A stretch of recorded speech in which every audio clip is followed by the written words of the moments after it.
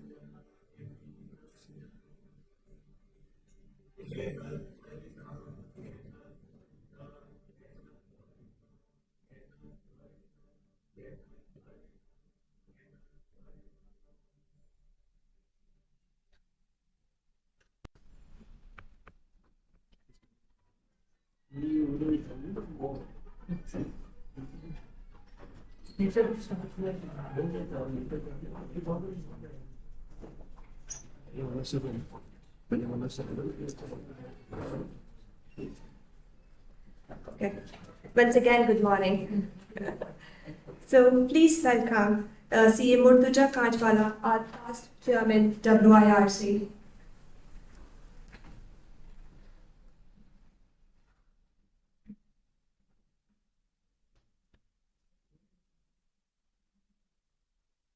Thank you, Amrita.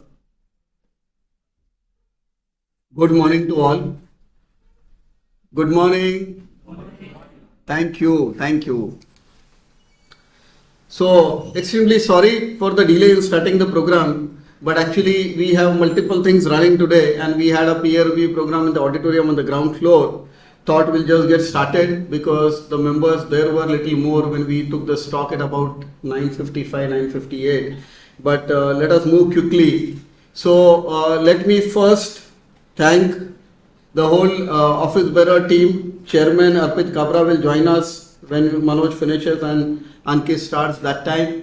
The Secretary Saurabh, Treasurer Ketan and all the other regional council members. I think my council members have been kind enough to allow me to continue as chairman for the Inter-Audit Committee this year. And we started a lot of work. Yesterday we had a CAE roundtable chief audit executives and happy to inform that we had about 40 plus. Manoj and Ankit also joined us yesterday, and we plan to do this once in a quarter where chief audit executives from large organizations can join. So anyone who is here who missed out on the invitation, please let me know. I'll add you to the list. The second month is going to be the CFO roundtable, then the tax head roundtable from the organizations. And then we move on to the firms where we'll invite the internal partners, the tax partners, and then the external partners. So we want to do this 6 months and 6 months and ensure that more and more people come ahead and be near to the institute. I think generally what we hear from members in industry and members in large firms is, okay, like what do we have to do with institute, what do we get, and etc. But here we are saying that you tell us what do you want and we are happy to organize everything. Okay, we started programs on finance planning, analysis, budgeting, on forecasting, rolling forecast, on technology, coding in Python, SQL, and there is enough and more which is being done. Coming to today's session, I think interesting 3 topics, interesting 3 speakers. So Manoj has been kind enough to accept our invitation, and Manoj is going to cover all the standard on internals. And maybe he will also touch upon the relevance, the international framework by IIA as well. There are a lot of them. Let us see how much he can cover in 1 hour. Of course, then we have, and he comes from Metro branch. Then we have Ankit, he comes from Dreams 11, and Ankit is going to talk about what really needs to be audited, what matters. And then the third speaker will have in Hiral, and she's going to cover the skills required for the new age auditors. So I think interesting. Every month we plan to do a program on internal audit, half day like this or full day. It will be 3 hours or 6 hours CP. On 3rd and 4th of June, we are planning an internal audit national conference in the auditorium down, expecting around 300 people to join us. It will be a 2-day thing. I will request everyone to join. Let me quickly touch upon, see, I think today the way in which companies are working is changing every day. And earlier we used to make a 3 years plan, audit plan. And some item could have been a low risk or a medium risk, and maybe you were covering once in 3 years. Can we afford to do that today? The answer is no. We are talking about agile audit universe and agile reporting in X and Y. The organization goes and maybe outsources the whole payroll function, and all of a sudden it may become important for you to audit immediately in this year, and you may want to change your plan. The organization may go and implement a RPA bot which receives the data and something does the analytics and some report comes out, and you don't know what is the risk now in the new process or the revised process. And again, you may have to pick it up. So the whole changes are happening so fast that we also need to be agile as auditors in terms of drafting our universe, in terms of picking up the processes, right process, investing in the right place. And while we do the process also, I think people are not going and doing the whole procure to pay end to end. Maybe they decide that, okay, vendor master looks to be good, let us exclude that this time. Maybe vendor blacklisting or evaluation is not required to be covered, and let us spend the time on the little smaller things which are very, very important. So it will all depend on the IT environment in the organization, the controls which are working there, and then you will have to decide within the process also what are the risky things, and maybe you want to focus there, and the balance you just want to do a checklist review. So I think it will be different for each organization, and we'll have to decide how we do it. And if we have CA firms, then for each client again it becomes so different, and at times it also depends on the amount of fees that we get. If you get about 3 lakh rupees in audit, you are going to spend that much hours. And if you get 1.5 lakh rupees, you've got to spend that much hours. So I think it will all keep on changing. Before I hand over to Manoj, let me just touch upon multiple of these SIS. All are in revised format. All are recommendatory. Nothing is mandatory, but I think we should start adopting them. From documentation to working paper to evidences to report writing, what to report. And there is good guidance which has been given. You feel any changes are required, please do let us know. And with the risk which is increasing and people saying what was the internal auditor doing if a fraud happens. So the first standard on assurance. What is the type of assurance that we give? And I think it is important for us to know that we are not giving an absolute assurance. We are not saying that internal audit kar diya matlab koi fraud nahi hai aur sab barabar chal raha hai. We are not doing 100% check. Okay. So at times there is, I don't know, in a tax audit possibility is an absolute assurance. Someone says like, okay, in a particular clause I have seen everything and all the TDS delays have been reported. Similarly, when you do statutory audit, it is a reasonable assurance, and here also again, it is a reasonable assurance. But in case you are doing a specific assignment where our organization has borrowed X amount of money for putting up a plant, and they want to give a report to the bank and say whether every pie has been used for that purpose or for some other purpose, then it becomes an agreed upon procedure assignment, and there is a separate standard on auditing for that.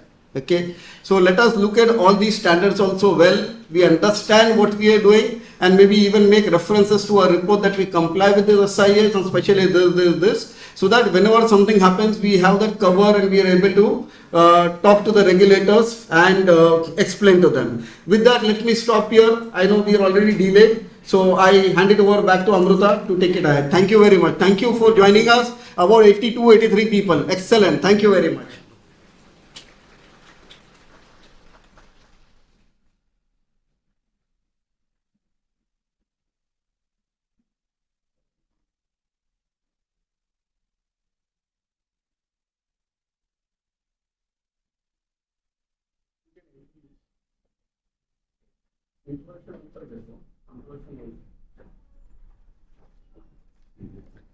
Thank you, Mudra sir, for your kind words.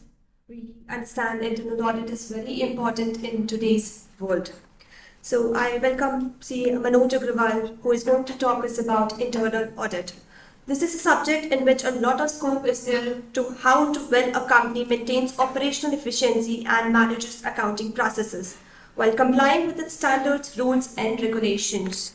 Conducting audit from time to time ensure the firms are strict enough and following the administrative fundamental in sticking to a maximum accuracy rate so far as financial reporting is concerned. So let me introduce CA Manoj Agarwal.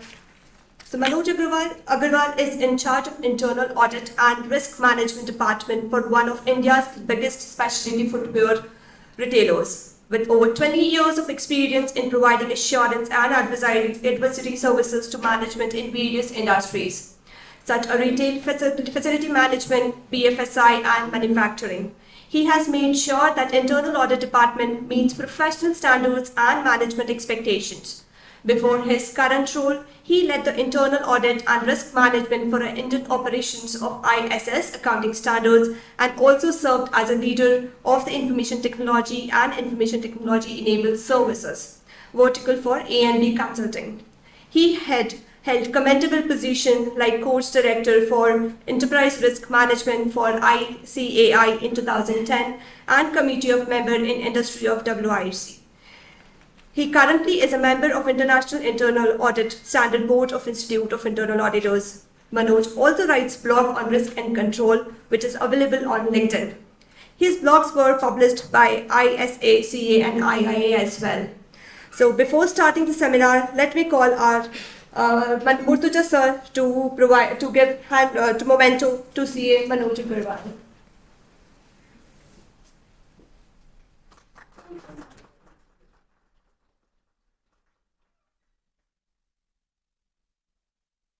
Thank you, Manoj. Thank you.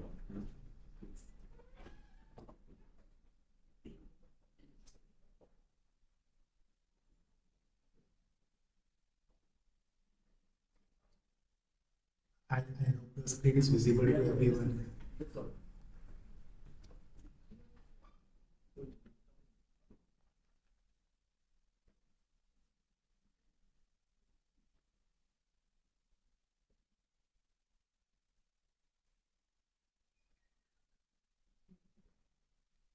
Right?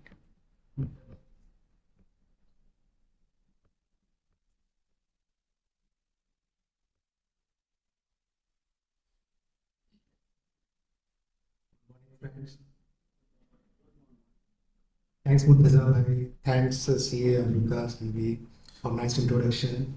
And thanks, WRC, for inviting me to deliver a session to my alma mater.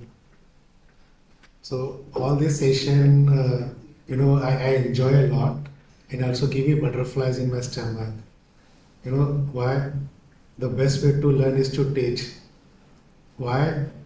Because students ask too many questions. So you know what you don't know.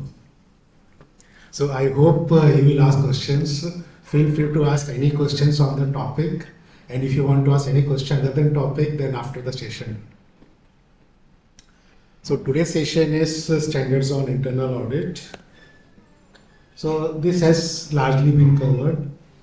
So you will see that there's a good portion is my accomplishment comes from the ICAI, and also equally good portions come from other than ICAI.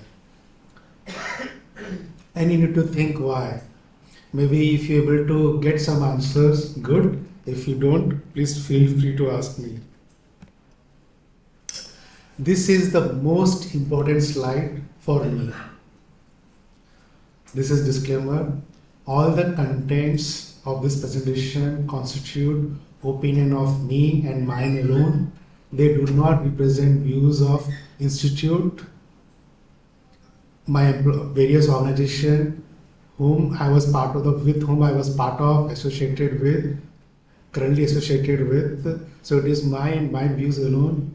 So now this topic is on standards. So if you don't like any word in the standard, you can ask CA Institute. But if you don't like any word in the presentation, you can ask me.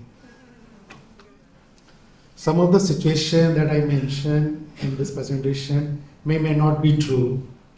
And the names may be disguised and images used are subject to copyright.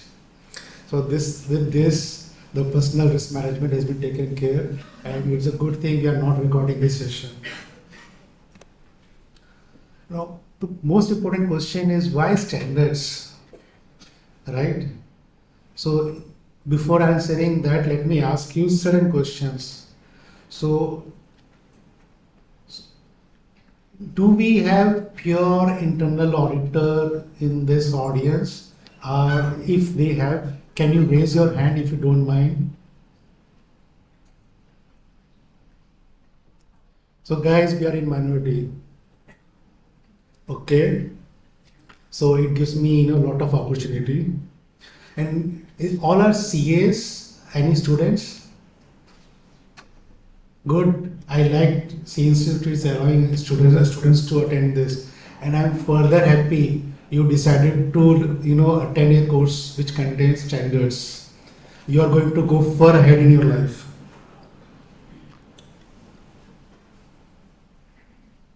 So all are practicing are somebody from industries also. People need to come from industry to learn this. So Murtaza Bhai has said, very interesting thing. All these standards are recommendatory. So I'm giving you 3 options. First option is ignore, recommendatory, ignore it. Second option is adopt in full. Third option is adopt to the extent possible and work towards the balance. So who is with ignore all? You will face challenges in your life. But I'm very happy. Only exception, only your aberration, my dear friend. Don't mind her. And who will adopt in full? No one is going to adopt in full. Adopt partially. Good. So I'm happy that I'm with you guys. And I hope while adopting it partially, you will also work towards balance. So the question is why standards? So I'm not going to go into defining this volatility and certainty. I assume you all know. But the world is highly complex. Regulators are increasing liabilities. And promoters have their own expectations. Management, they act as a promoter, they have their own expectations. If you read newspaper, everyone's favorite question is, where are internal auditors? So my dear friend, what is your defense in case you have been accused of doing something wrong?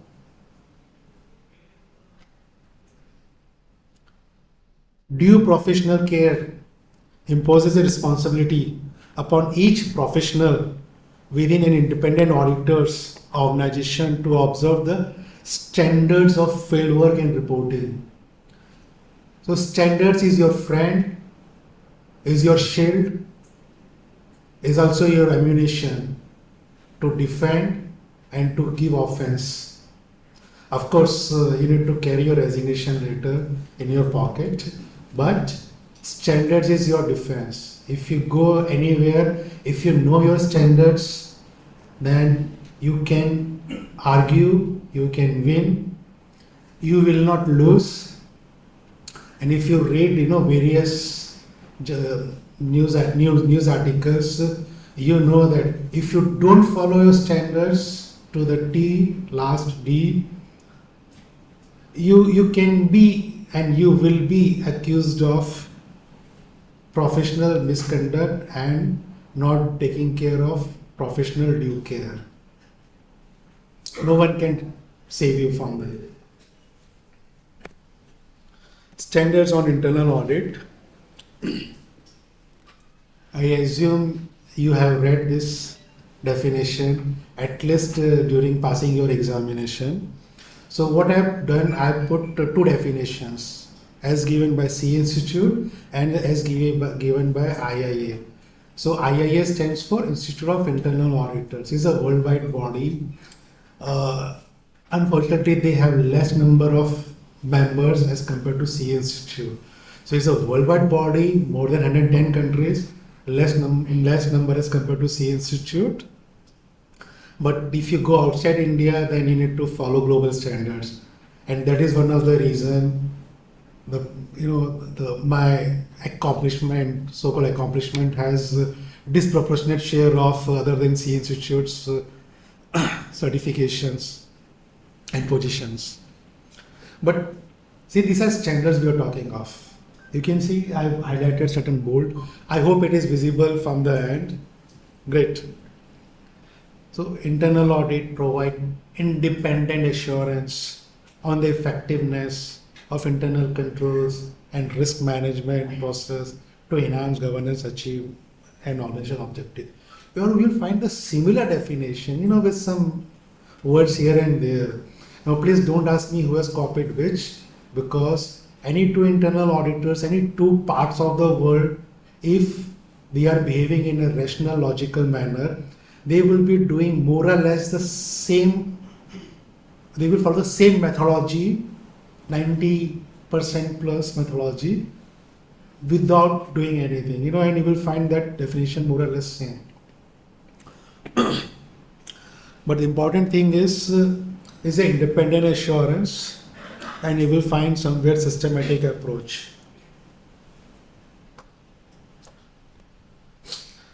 Now, this is a very interesting, very good slide. So this is the C Institute. So it has given preface, framework, basic principles, and there are 7 series, 100 series, 200 series, 300 to 400 series, 500, 600, 700 series of standards on internal auditing. But equally important is this graphic which is at the side. So on top there is a definition of internal audit. At the bottom, code of ethics, and in between you will find basic principles, key concepts, standards, guidance.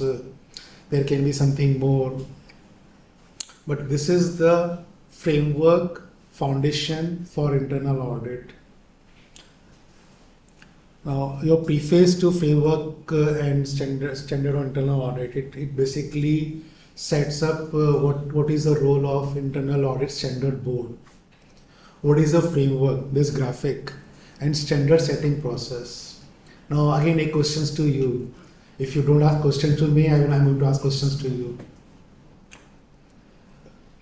Are you aware about this standard setting process?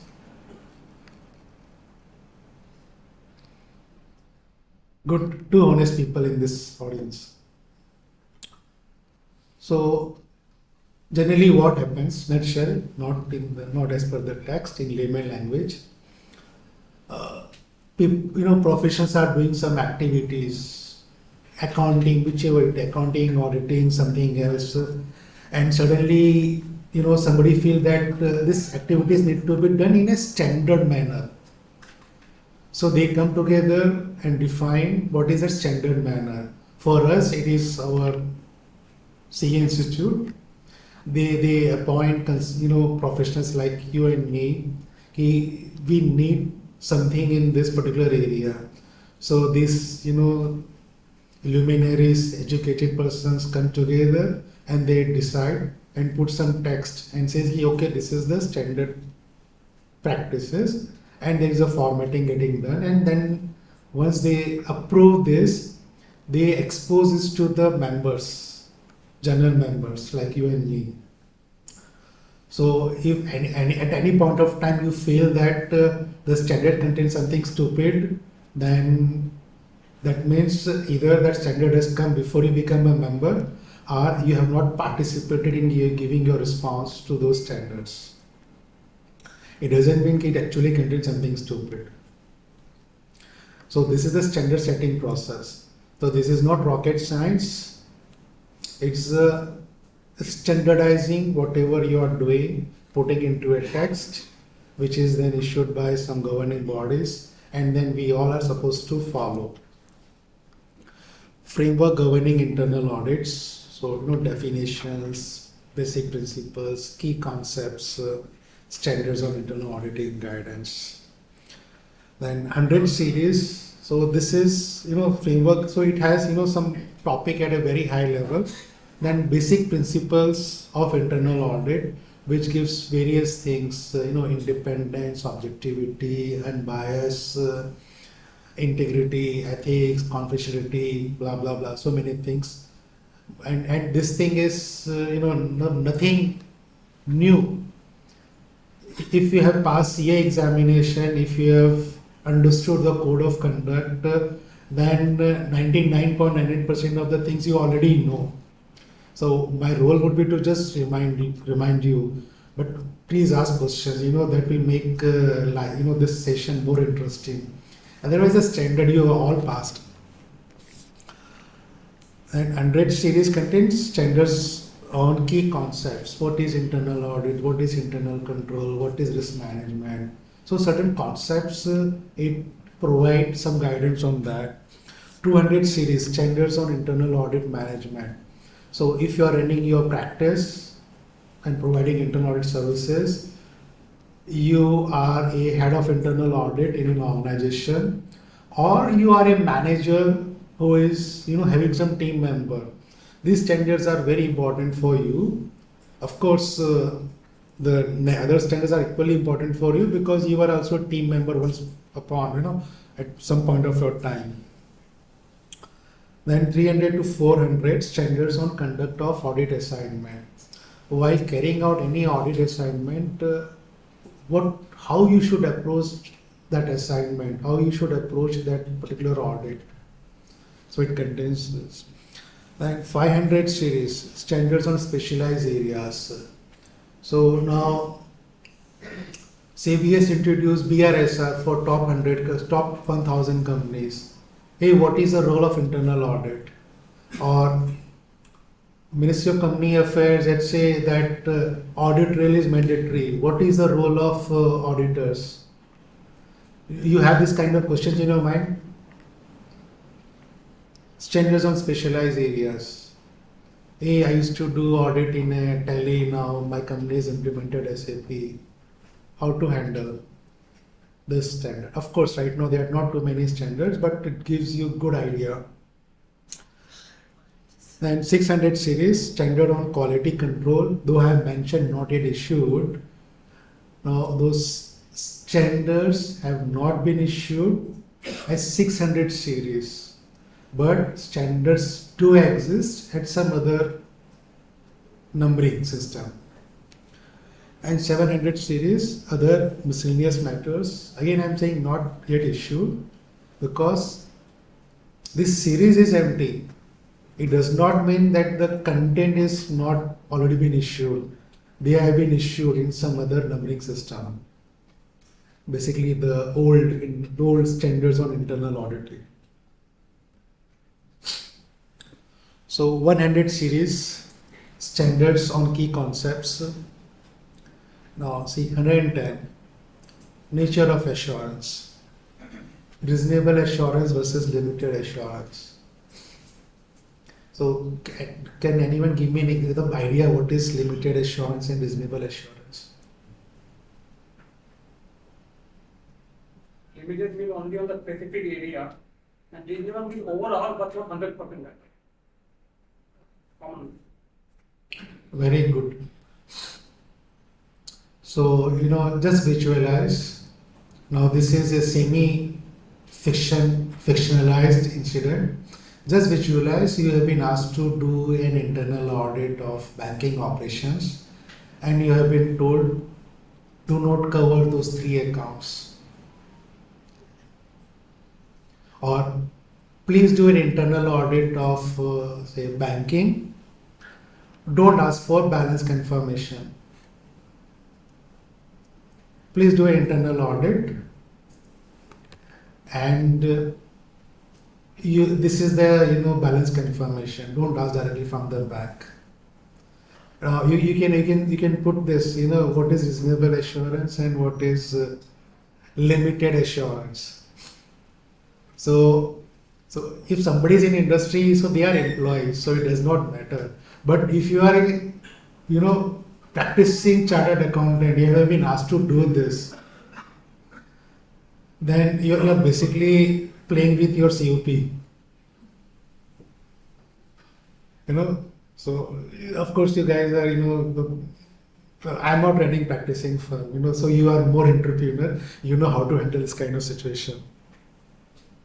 So basically it defines what is the nature of assurance, what is reasonable assurance, what is limited assurance, and it is a key concepts, why it is reasonable and why it is limited. And 120, again key concepts, internal controls, risk mitigation steps taken to strengthen organizations, systems and processes. Do you agree? Great.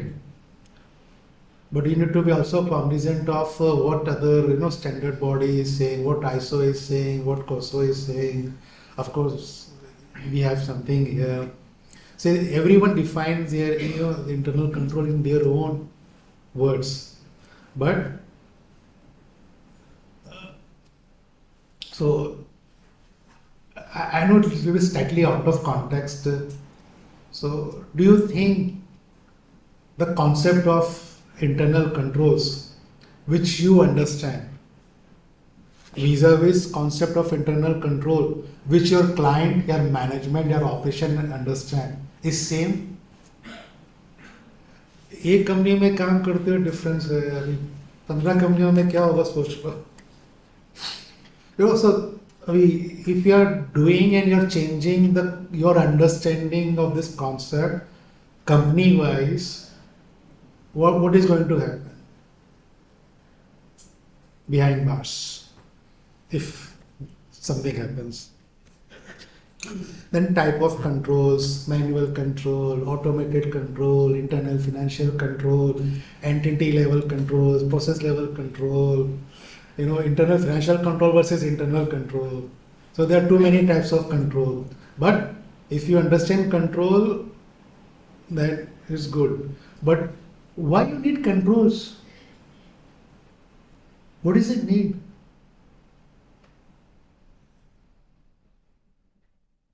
This is very important question. Why do you need controls? Answer is simple, but it is very interesting question. Nature of human being. Human being don't want to be always be the nature of human mind also, which always was very fertile. There needs to be some control, like a traffic police has to be there, otherwise the car will go and take gap. So when you say a car will go, so what is this? But I'm not driving my car. Then what is the risk? If they are organized and running, and there are multiple people are running the organization, organized run by people only, and people are running the organization, there is no boundary or there is no guidelines are there. Everybody will decide its own, and there may not be a harmonized way of working, and the working in the way will not affect the organization in the future. When organized not for today also it can affect if the controls are not there. That is maybe the general understanding. So sir, I'm just going slightly different way. So see, you need controls. Why? Because some risk is there. Why risk is there? Because some objective is there. If you don't have an objective, then you don't have a risk. Why do you need a control? Now, this is something very, very important. This is where all the fight comes into picture. So internal auditor will say, hey guys, you need to have this 10 control. This is not applicable to my operations. Why should I have this 10 controls? But you need to understand it. Control is there, but it is applicable. Applicability will come if there is a risk. Risk will come if there is an objective. No objective, no risk. No risk, there is no need for control.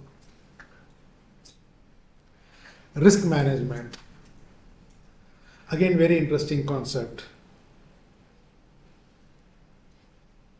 I have ample time. Risk management. Risk-based internal audit. We all know.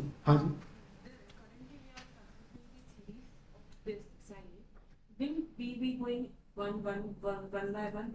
Consider each and individual SIA? No. So I will need full day. And frankly, see, I'm a student here. I have almost 80 teachers. So I can't be teaching.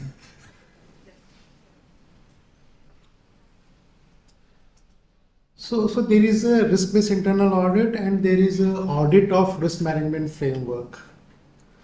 Now, audit of risk management framework, it's also a very unique thing. Now, this is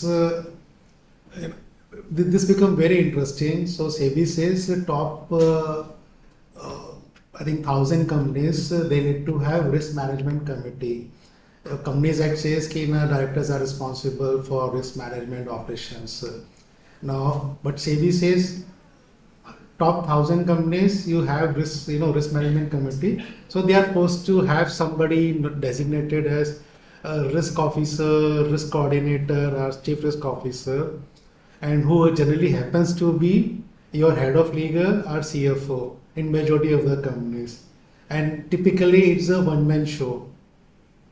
So I don't know how we are going to do the audit of risk management framework. Of course, company do says that we have fantastic risk management framework. Just visualize 1,000 top listed companies, where the 1,000 company would have a turnover of say approximately 250 crores. Maybe that is also more. Governance is set of relationship between companies and its various stakeholders, both internal and external, provides the structure through which companies' objectives are achieved, and auditing the governance framework. Now this has its own meanings. And compliance with law and regulations, the process of following in letter and in spirit the applicable laws, regulations, auditing of the compliance framework. So recently our CNC has given, I think, no player something on similar, that it is the responsibility of every individual member to not to take part of any illegal activity, not to be part of any non-compliances, and if they are observing, they are supposed to report. I don't know how many would have actually done that. So we have 200 series. This is standards on internal audit management. This is very important if you are running the show. 210, managing the internal audit function, audit charter, resourcing, systematic manner, QIP documentation, quality assurance and improvement program. Now, do we have QIP in our normal assurance attestation work?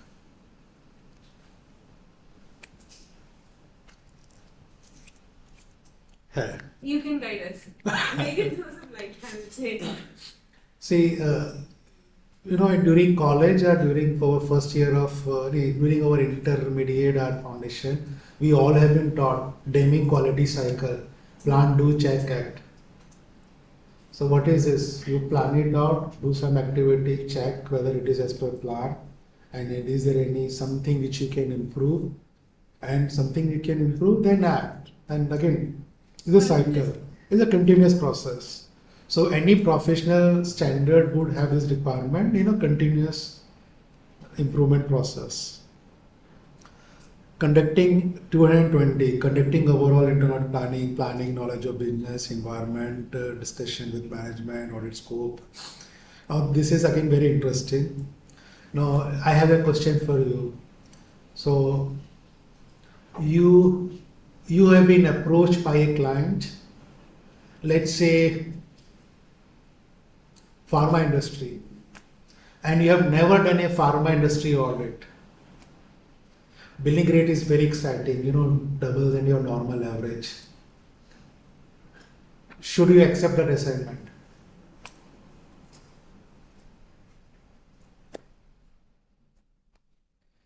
Yes or no? If yes, then under what condition?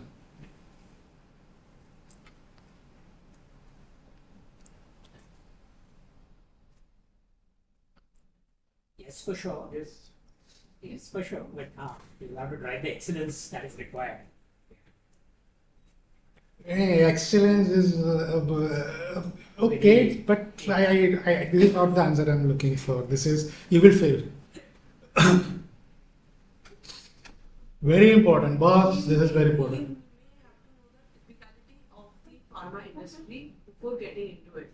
Every industry has a typicality. How does it function? What are the requirements? I may not say regulatory, I may not put it out legal, but there is a way of functioning of pharma industry.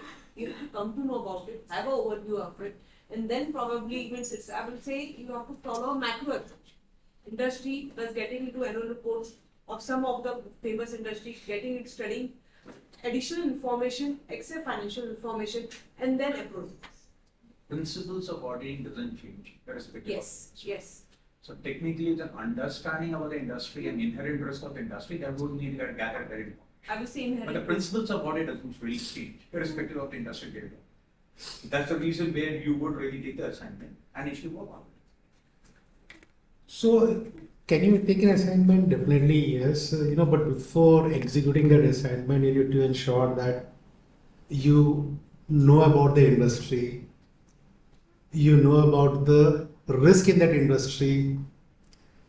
Not only you need to know about the risk, you need to know about the fraud risk, how the fraud can be committed within that industry.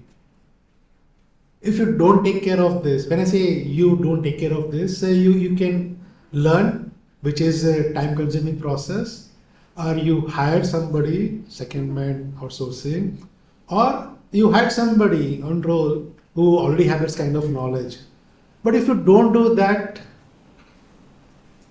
behind bars, there is a possibility.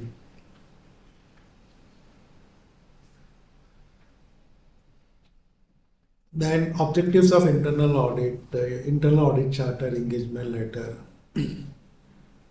This internal audit charter is also very interesting subject. You will find templates, but if you copy paste, then you are inviting trouble. So you need to understand what your organization is capable of. This is basically for people in industry. And what you are going to do.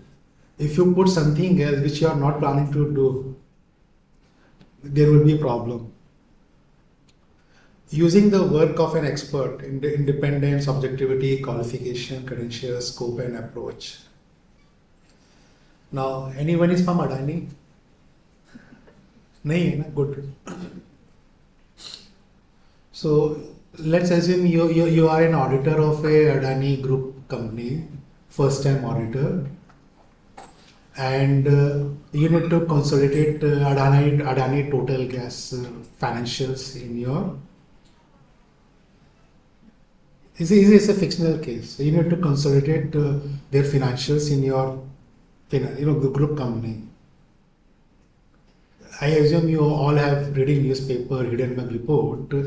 So how comfortable you would be using the work of the existing financials and under what conditions?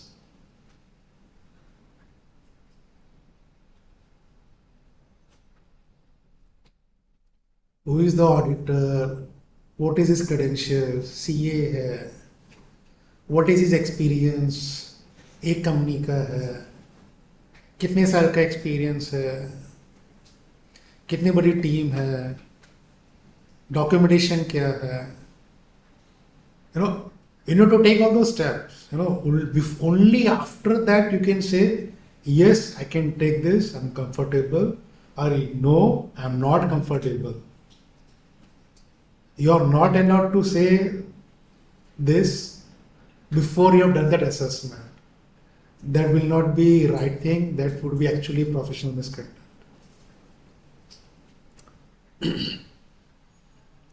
And 250, communication with those charged with governance, annual life plan, outcome of risk assessment, periodic update, challenges, ATRs, and dealing with sensitive matters.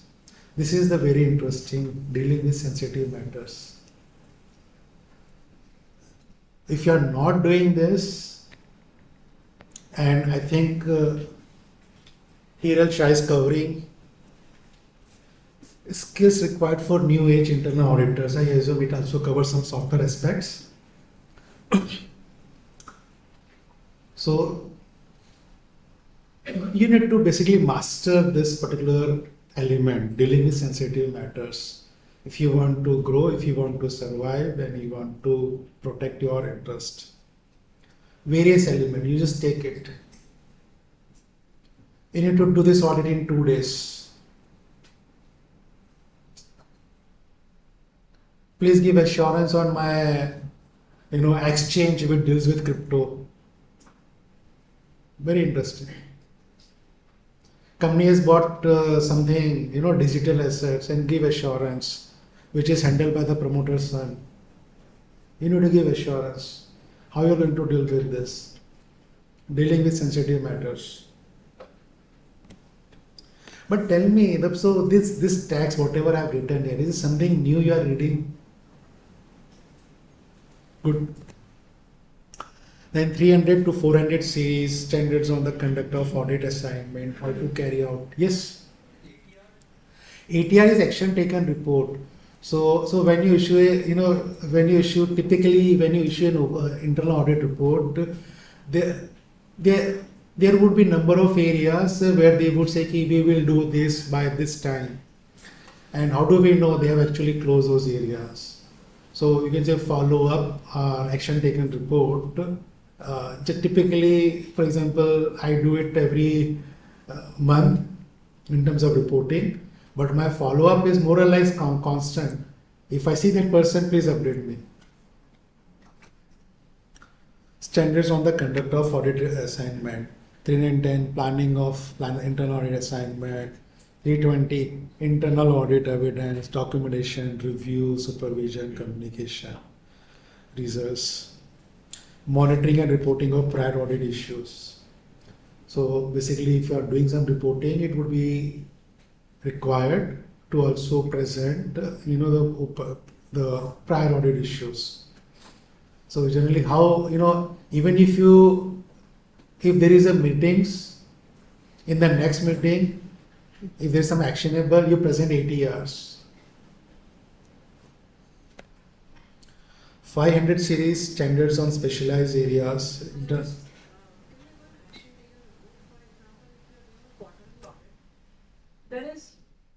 Sometimes there is nothing called the point. There are something like suggestion, recommendation. They will say they will do in future. There may be something like there may be a point, nothing to be done in future. Okay, we got it. Okay, we'll do it. But so every quarter, are we supposed to mention this? No. See, typically, so let's put this way: you have pointed out an observation, and now this observation need a response. Maybe it needs something.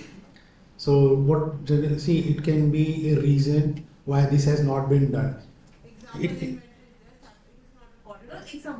So it can be aberration, exception, why it has not been done. So does it require any corrective actions? Yeah, one is corrective measures, second is preventive measures. So if there is no preventive measures is required and corrective measures is required with a timeline, so that becomes next quarter whether it has been done or not. Now there is a preventive measures which required with a timeline. Then again, what is Not every happening? point, because earlier we used to do quarter, and then the client is like it is mostly accumulated nature. Not all the points may require action, so they are not giving it. To be very frank.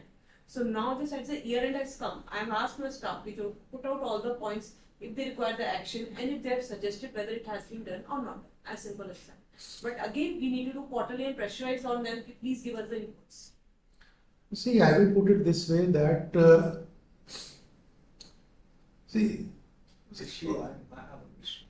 You said there could be some which will not require an action. Then why is an observation? Not necessary. Then every Not observation necessary. need to have an action, otherwise it's not an observation. Not necessary. How exactly it will be an observation for a client and take an action? If it is already been resolved, then what an action needs to be taken? It is sometime you have to, let's not get into it because it will take half of the seminar. If you can input it, we can discuss it. Maybe I may get into something which may not be of interest or something. No, it is fine, totally fine. See, every organization is unique. So I will just divert slightly. So today I have more than 23 years of experience.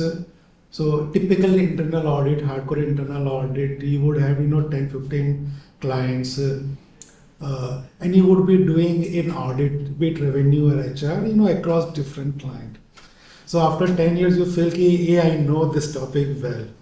But when I joined industry, I realized that I don't know how to audit, HR and payroll audit. So it has taken me 3 years to understand how the peculiarity of that particular industry. Then I shifted industry. Like, okay, now I would be knowing some bit of HR and payroll audit.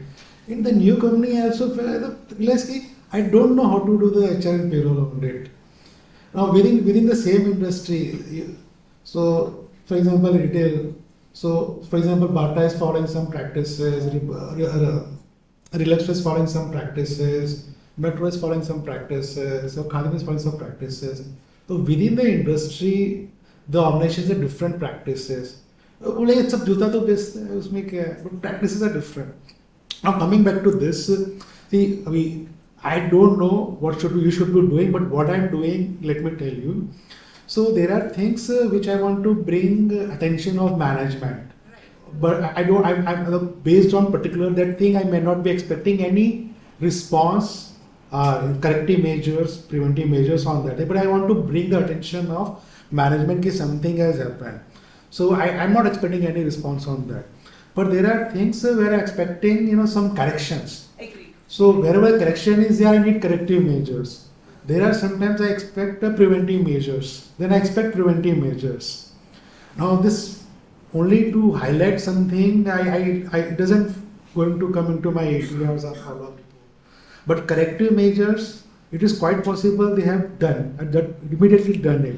One thing is highlighting it, and one thing is putting in measures. Yeah. So okay, one is reporting, second is corrective measures. It is possible they have done that corrective measures. So no further action is required. So corrective measures will also get reported into the report, but will not fall into my ATRs. Preventive measures, again, there is a possibility that they have done that measures immediately. So it will be there, done, completed, done.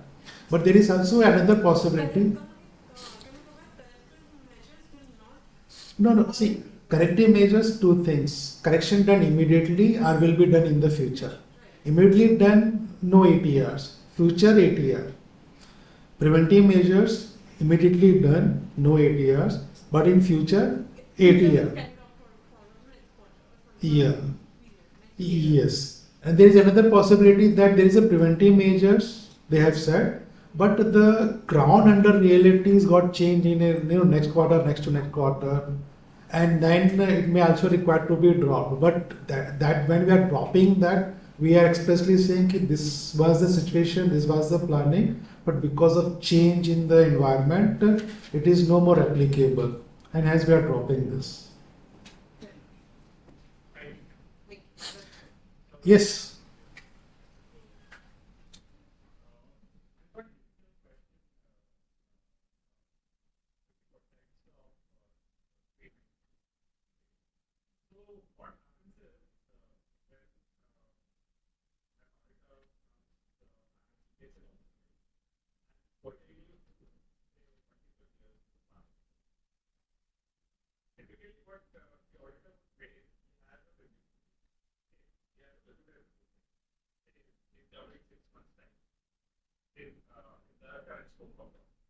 But this audit observation pertains to that non-compliance, which is pertaining to that period.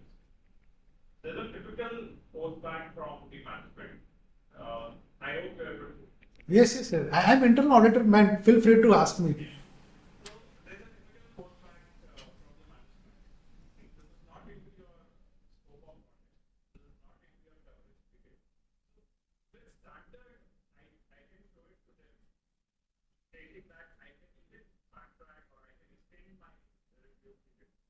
That's the question. So my dear friend, see, if you are from industry, then it totally depends upon your stubbornness and management willingness to listen to you. And if you are from consulting, then of course there is an engagement later. So if it has been signed, giving you all the rights, you can do that. Of course, you need to also decide what is the best way. But see, let's say compliances. you have not filed something at a particular given point of time. Now, can you go back in time and file that particular thing? Your answer is straightforward, no. Then second thing is, okay, you can't file it. Is there any penalty which you need to pay and regularize it? If it requires regularization, then it still would be standing as an open item in the regulator books. For example, charitable organization, they need to file the board of trustees detail with the charitable commissioner. If it has not been filed 5 years back, then they are not going to accept any change in the trustees today. You need to regularize for previous years. So there you don't have to, I'm saying, if you take this as example, why you have not updated current years? It will automatically say it was a default. Why you have not corrected the default? So there is no point, they can't raise this question. The default happens that particular point of time because it is impacting today. But let's assume that 5 years back there was a default which got corrected 4 years back. It is not going to reflect here,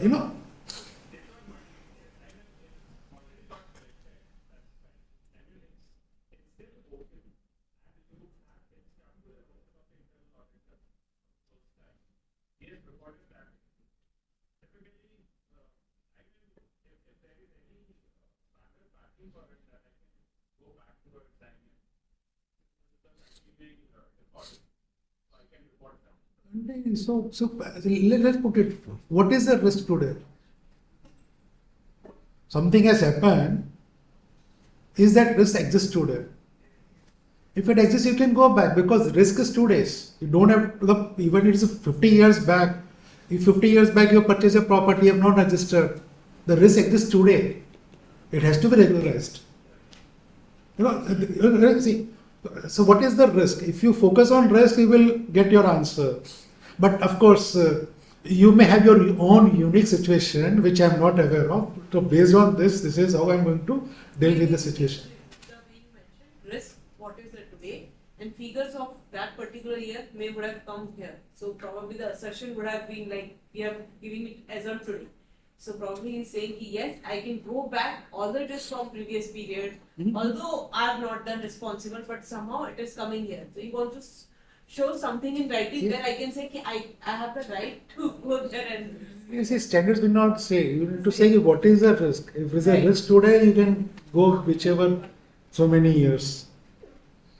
Great. I learned something. So 500 series standards on. Now I will go slightly fast. Standards on specialized areas, internal audit and internal technology environment. So I am using technology for last 20 years, but internal audit in information technology environment. Today, I believe, especially in private organization, in large, so even 100 crores plus organization, they use technology heavily. Without using that, there is a problem, but there would be industry. So if you are doing an internal audit in an organization which has its operations running on IT environment, how to go about auditing that? Our third-party service provider, third-party risk, very popular topic across the world. Our IT industry, they are third parties for numerous customers. If they want to do an audit, how to do that? You will find similar things in various standards. If you have heard about SSE 16 or assurance में internal audit of service level organization, very interesting. All big auditors, this is their favorite topic. Your operations is dependent on this particular entity, so I want to do an audit of that and make money in fees. Standards issues up to July 1, 2013, sampling, analytical procedure, quality assurance. That's series 600 standards on quality, consideration of fraud in internal audit, related parties, consideration of fraud in an internal audit. This says something is a must. Any assignment, any company, small assignment, big assignment, 10 years old company, a 10 years old client, this is a must. If you don't pay attention to this, khatam. So this is a brief snapshot of IIA, IPPF. So they have attribute standards and performance standard. So see, attribute standard: purpose, authority, responsibility, independence, objectivity, proficiency, due care. So you will find all those things in the basic principles governing internal audit, quality assurance improvement program. Performance standard, I'm sorry if it is not visible.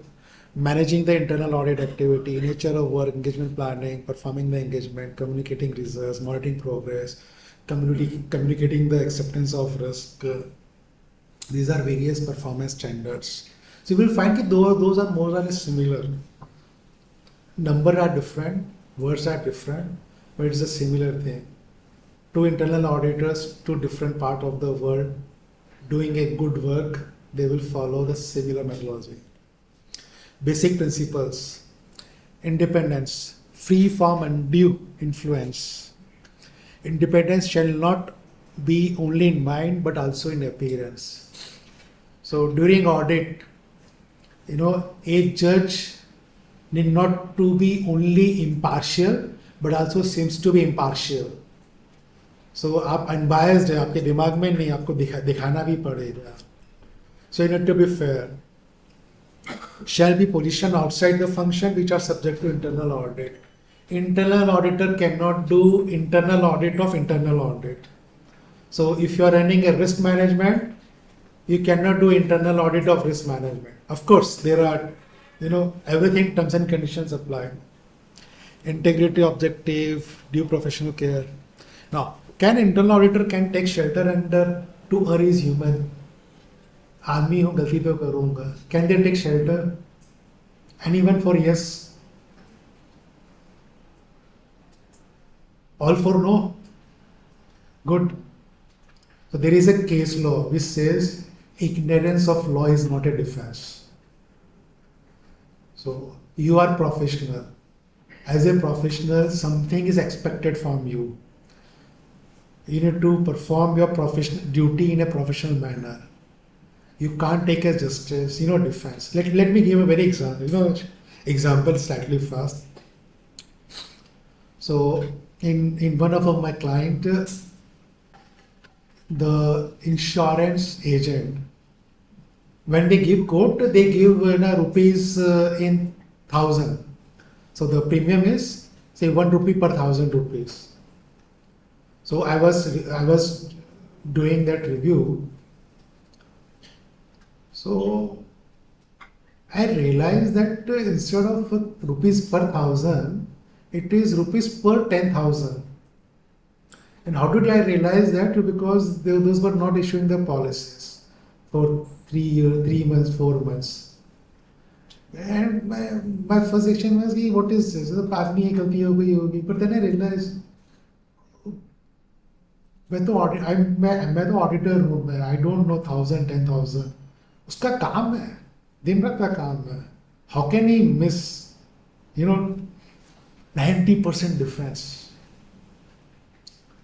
Auditor का काम है control testing करना, control को देखना, उसको fraud detect नहीं करना है कि ना ढूंढ के निकालूंगा.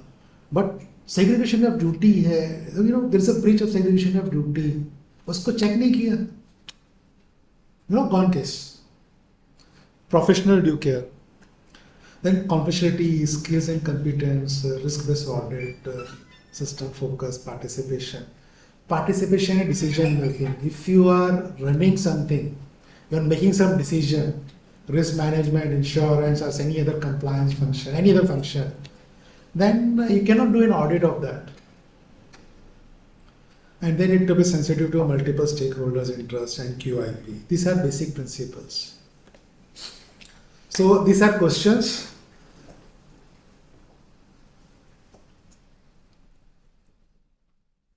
So I will use only 3 minutes because I'm already shooting by 15 minutes. Thanks to Murtaza bhai, he says, Manoj, bindas 10 minute kar lena. So It is readable? Great. So somebody need to tell me which answer is right and why.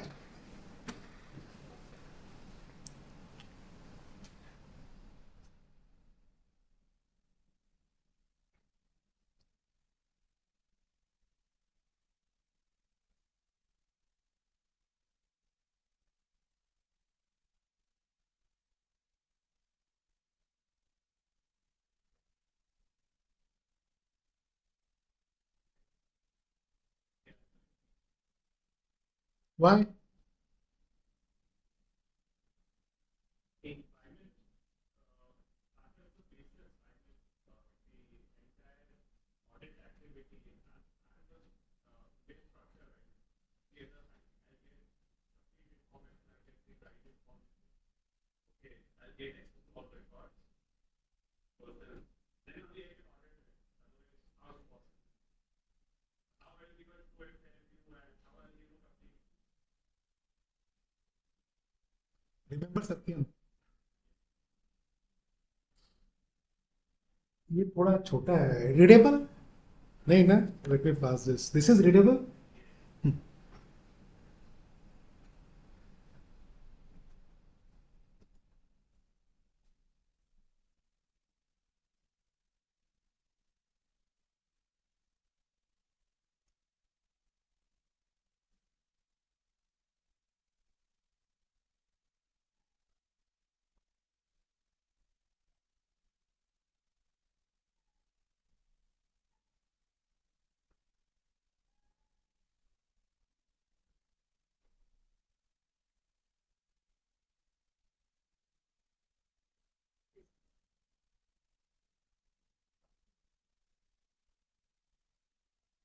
Again, which option and why?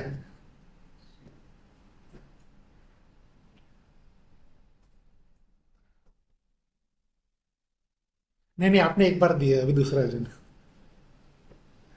कोई हाथ नहीं उठेगा तो आप देना yes why नहीं independence क्या है तो गोली हर चीज की why not D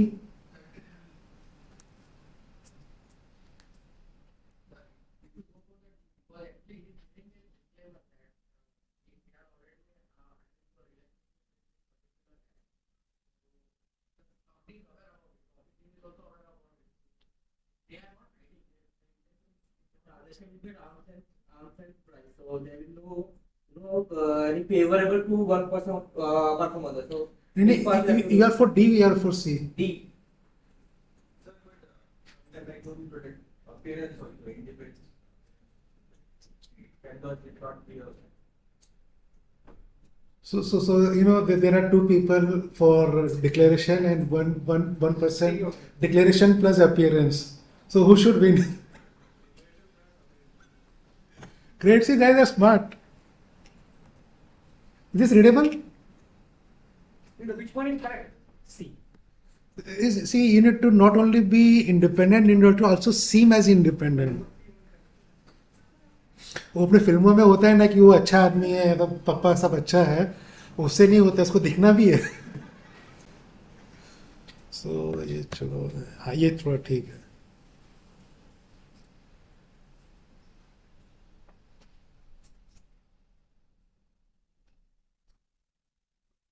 Yes, this is very interesting. This readable, you can read this? Great.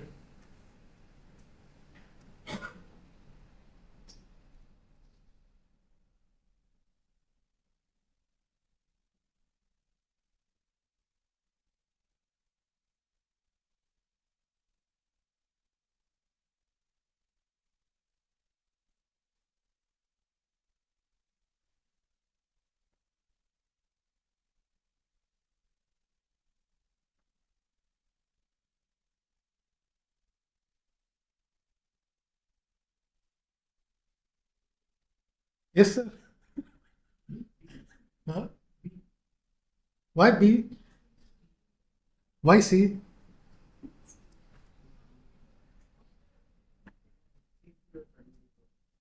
Sorry? Anyone for C? Why? The primary purpose of risk management is to mitigate the risk, to make the management aware of what the risks are. And what is your answer? If it mitigates the inherent risk, accordingly I'll perform the procedures to decrease the risk overshoot. Yes, sir. Haji.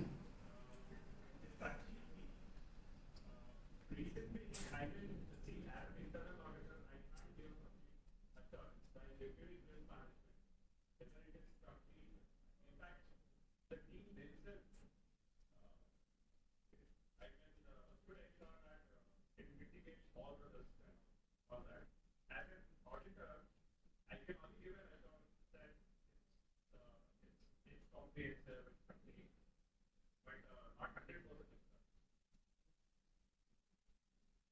So just for you, see, what if, just visualize a scenario, two scenarios. One scenario, the reason an organization exists, they are able to achieve that.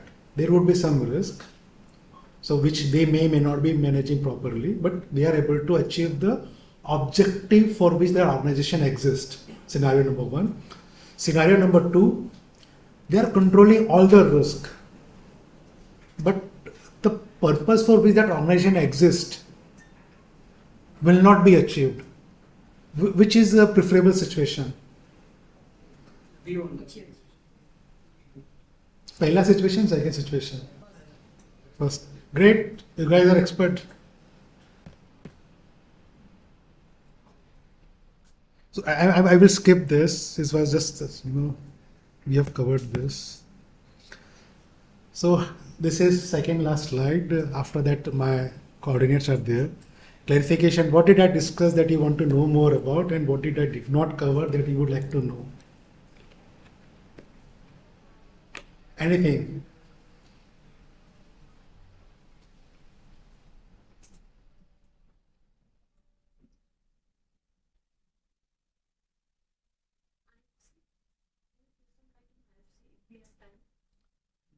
Okay, what do you want to know about IFC? It's like basically what are the things we should cover by commenting on financial process. In this overall procedure, we check each and every heads of account, balance sheet, P&Ls, and it is an overall procedure. So is there any specific areas which I should look for IFC? See, it has multiple perspectives. First is where is the listing of the so-called IFC? There would be entity level control, there would be process level control, there would be ITGC related control, ITGC, information technology controls.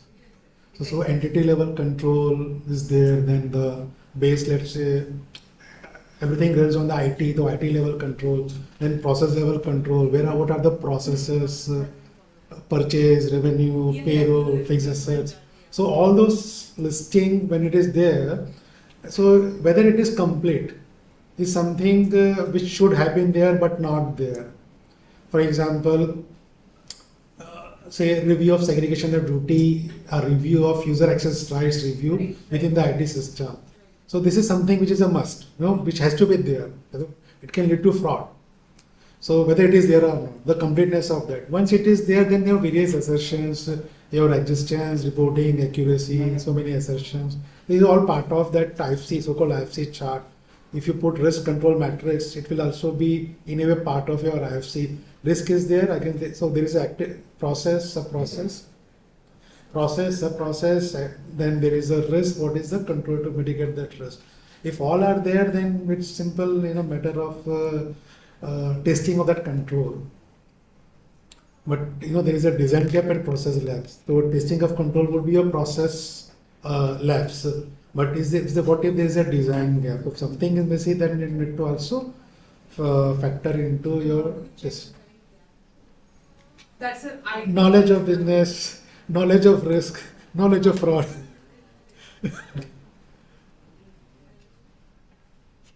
You had some question.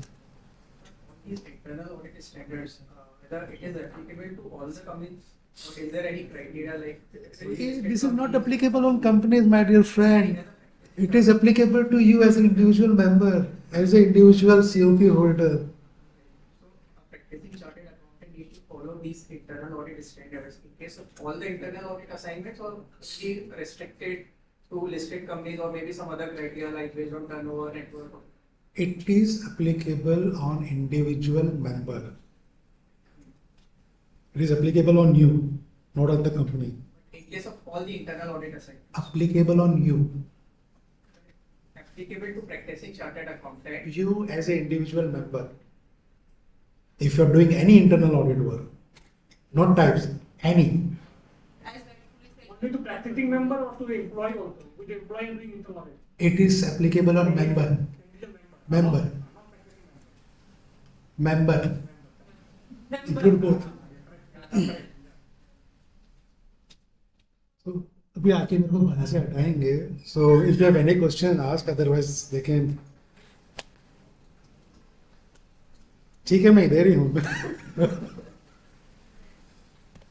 So, these are my comments. Yes.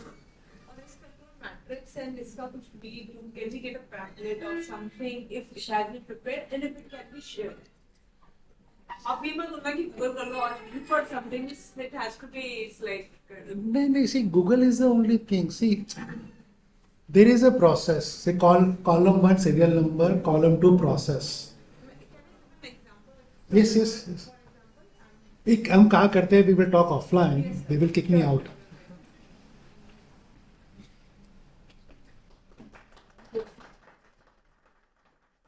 I would like to thank you for taking this session, walking us through the standards on internal audit, and also highlighting the importance of standards on internal audit, and making us realize that standards are being our defense against professional misconduct. Thank you so much for your time, sir. So for the next session on audit coverage and strategies, focusing on what really matters, we have with us Mr. CA Ankit Chudiwala, who has 20 plus years of total experience in creating new business functions from concept to deployment. He has served to a variety of world-class organizations including Ernst & Young, L'Oreal, Bajaj, Jubilant Foodworks, Domino's.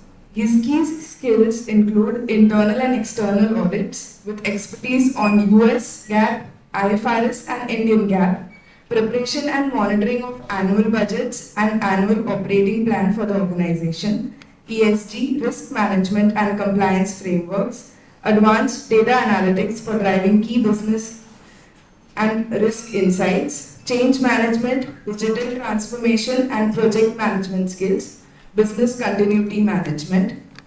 Sir has also delivered US and Indian GAAP compliant external audits that influence investors' decisions. His former work with L'Oreal in India in the internal audit results have received a historic rating of good, making L'Oreal India the first subsidiary in the century to achieve this ranking outside of Europe for L'Oreal Group.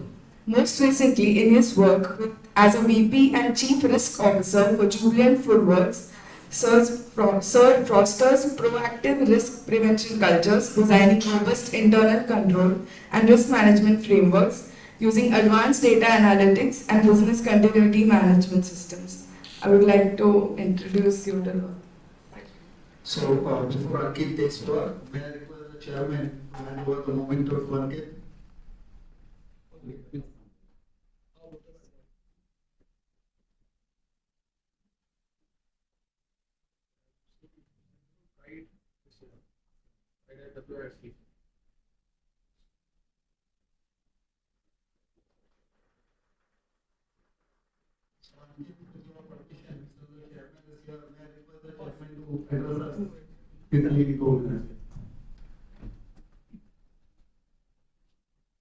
Good morning, everyone. So wonderful to see all of you, in these study benches actually. Otherwise, usually we find, when people are there in the auditorium, be relaxed. Some might just doze off AC and comfortable cushioning. But here now, since internal audit here and more like a workshop, so what we've decided is, let's have more that study kind of a pattern. So you get your desk, you get your notepads, books and everything, so you could take away something home. So I think therefore this entire setup. Of course, there's another peer review program. There's another forensic accounting investigation standards guidance notes. I think on 1st July we'll be launching these standards also.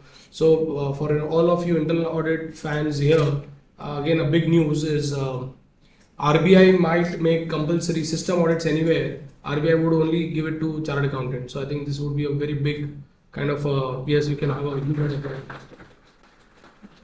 So I think this is what the council is working day and night, and the kind of representations we do, the kind of meetings we do, and all every now and then the stakeholders. I think these are the outcomes. One thing that we all and therefore everyone is talking about is our unity. Therefore, we should all be talking in that one same length and breadth of whatever we do, whatever these standards are, and let us adopt them and uniformly implement them. So I think that is what the entire thought process is going around.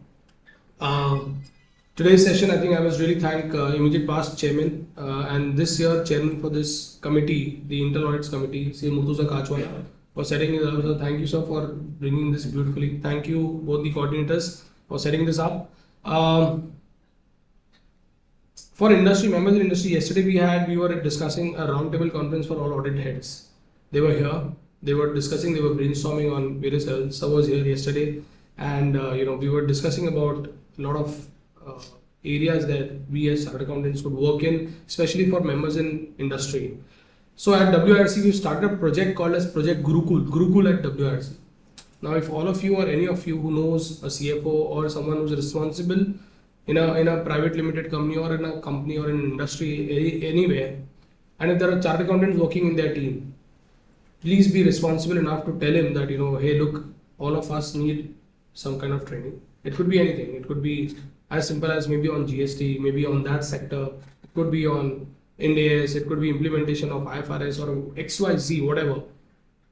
Be it soft skills, be it a drafting, be it using a chat GPT or XYZ. As I said, you can just tell them that, hey, look, WRC, reach out to WRC. They would organize the session. So this Gurukul is at WRC, and we are trying to reach out to all the entities who wish to train their staff, come out here, and probably we'll conduct those trainings for them. Maybe 3, 4, 5 companies together, they could send their staff, maybe 50, 60 people. One is networking. They would know each other well, different industry exposures. Second is learned people, like we have Ankit here, we'll have Mahendra Bhai, we have so many others who are ready to train, ready to share their experiences as to what is it that takes a chartered accountant from starting a career in industry and not only stopping at CFO, but maybe going beyond a CEO or a CXO or a CTO or a CIO or whatever. That kind of conversations, that kind of experience sharings would happen in this entire project. So therefore, all of you, we've started at WRC, we've started the newsletter. This newsletter has been an amazing discovery for all of us. How a simple tool can become so effective. There is a section called as a networking zone that we've started in that newsletter. Now this newsletter would become a very important tool when we go about networking, because last month we started it, we received around 18 inquiries, of which one wanted to set up network firm. He's already got 40 people and he's drafting an agreement to implement. He's now on that level. He wants to come here and understand how at different places I could bring in, because he's working on a model called as a BCG model or a McKinsey model. He wants to work with only and only chemist and druggist and dental people. As a chartered accountant, his idea is, I just want to work with these kind of people, and he want to revolutionize their stores or automate or do something or the other that he has in his mind, and he needs 40 people, 40 partners in that, and our newsletter did that job for him. This month we've got 120 plus inquiries. So I think this entire space is now buzzing with networking.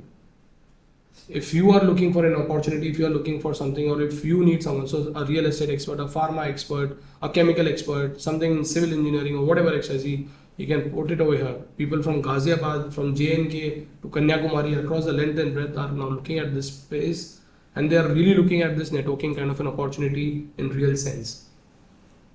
More than this, we've got my role at WRC, just like Akanksha here and Amruta are here. If any of you would like to be here at WRC, play a role, reach out to us. We'll be more than happy to have you on board and work with WRC. You can come on a Saturdays. We are starting with a concept called as a NEST. NEST is Networking, Entrepreneurship, Soft Skills and Technology. Nest Cafe at WIRC.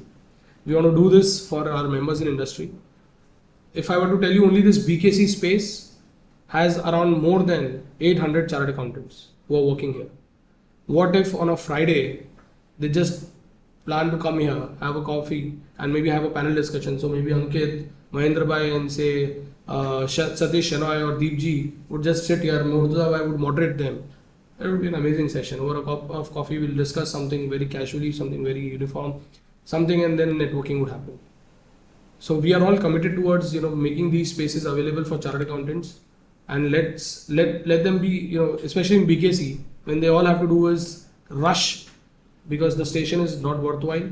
So they have to run around, come to their offices, sit in their AC space, and then immediately run around to catch a share rickshaw or a bus or whatever, go back and travel back home.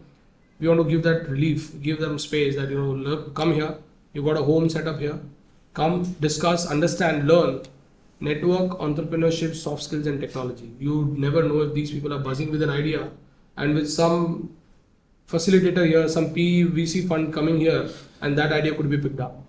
That is what happened in one way. I cannot reveal those names because it is still under, it is raising funds. But yes, that entire experience gave us an idea that why not invite more chartered accountants in that space. So a lot of these activities are lined up this time. We've got a wonderful council this year. Saurabh Ajmera, Secretary, Ketan Sayya, Treasurer, Hitesh Pomal from Ahmedabad as a Vice Chairman, and all of us at 21 people working day and night to ensure what different we could do. Because this year, it is we entering into the Amrit Kal. The ICI is turning 75. We are as old as the country is. Believe me, you all come from that legacy. I think it's a pride moment for all of us when we believe we are here before even the constitution was here, and we are as old as a country. One of the oldest regulator really doing these amazing work for only niche people, that is chartered accountants. And therefore this year we have adopted the working model of pride. P is perform, R is relearn, I is the innovation, everything is centric to innovation for us. D is how do you distinguish yourself, and E is the enrichment. How do we by our presence enrich the entire ecosystem? So these things are becoming important, and I would request all of you to please stay in tune with WIRC, all the activities that there. Any feedback, any suggestions you have, something you want to do for the members, for the fraternity back. I think Ankit Bhai is over here. He's coming here not to do anything for his own self, but he's giving back to the fraternity. All just for a moment. I think that calls for a huge round of applause for him and Mahendra Bhai. Thank you very much for coming here and sharing. Feel free to reach out to me. I'm Arpit Kabra, always here in this institute and always available maybe through social media or whatever. You can drop me an email, you can contact me. More than happy to work on any ideas and to help each one of you. Thank you. Thank you, Chairman, for all the updates and all the good work. And before I hand over to Ankit, let me tell you that I was the person who put Manoj on the spot. It is not possible to cover the standard SIS in 1 hour. But this was, I think he covers it beautifully. But what we are planning is either a virtual refresher series, 10 hours, where we can cover all the SIS, Monday to Friday, 6 to 8, that way. Or if you feel a physical on one Saturday, we'll keep both, one in July, one in August, whichever mode you want, or virtual CP will not be available. Okay. Ankit, over to you. This is one, right? Yeah.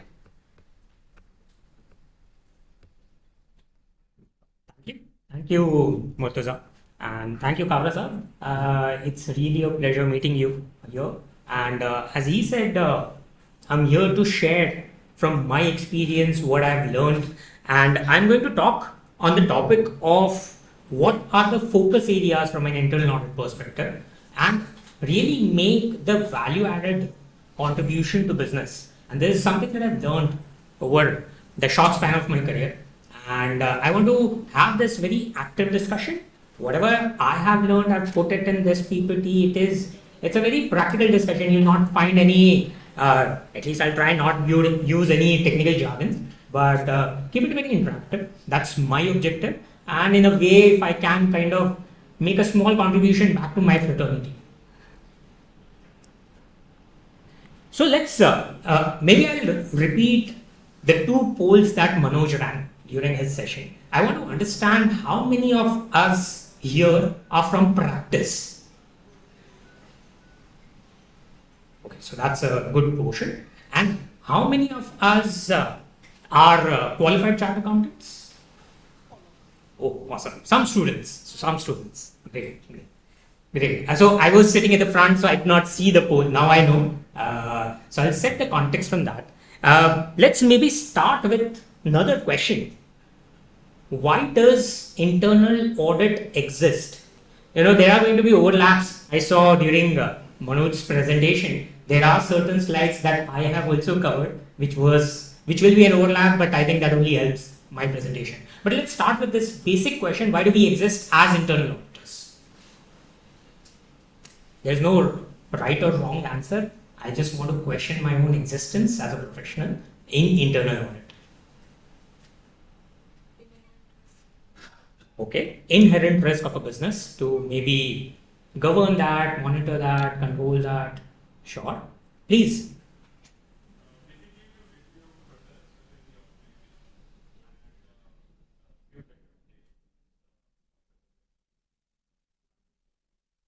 So focusing on process improvements, looking at the processes are delivering efficiently to the business objective. Great. What else? Following the business Policies. So policies, procedures, having a close eye on them, making sure they are working well for the business. Right? Great. Yes, please.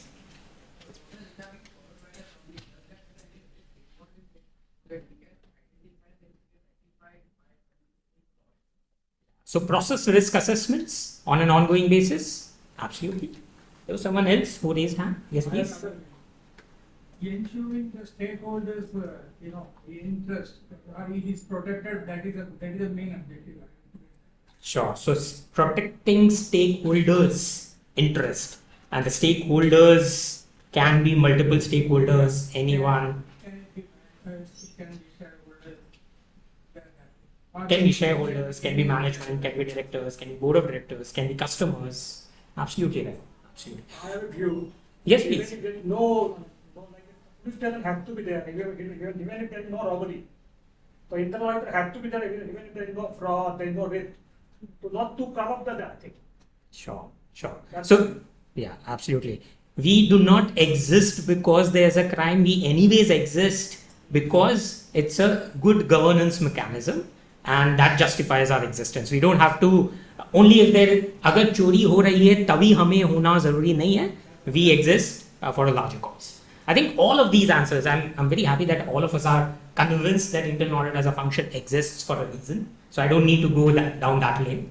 Maybe then let's look at, I think this is the overlap that I was talking of, which was the definition, slightly differently worded, but yes, the context of the definition remains exactly same. I want to stress on 2 points here, which is again independent management assurance. It's an independent, internal audit is an independent management assurance, and we do perform critical and continuous appraisal.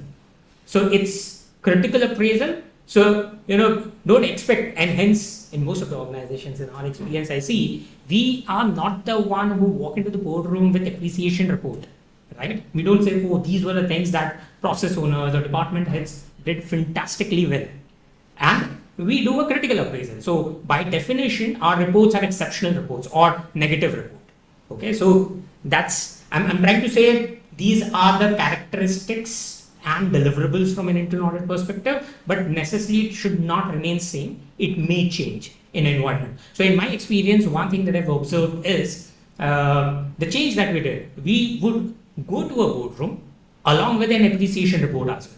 That doesn't really change the objective of my existence, but what it does is it creates an environment where people look at internal audit as a collaborative function.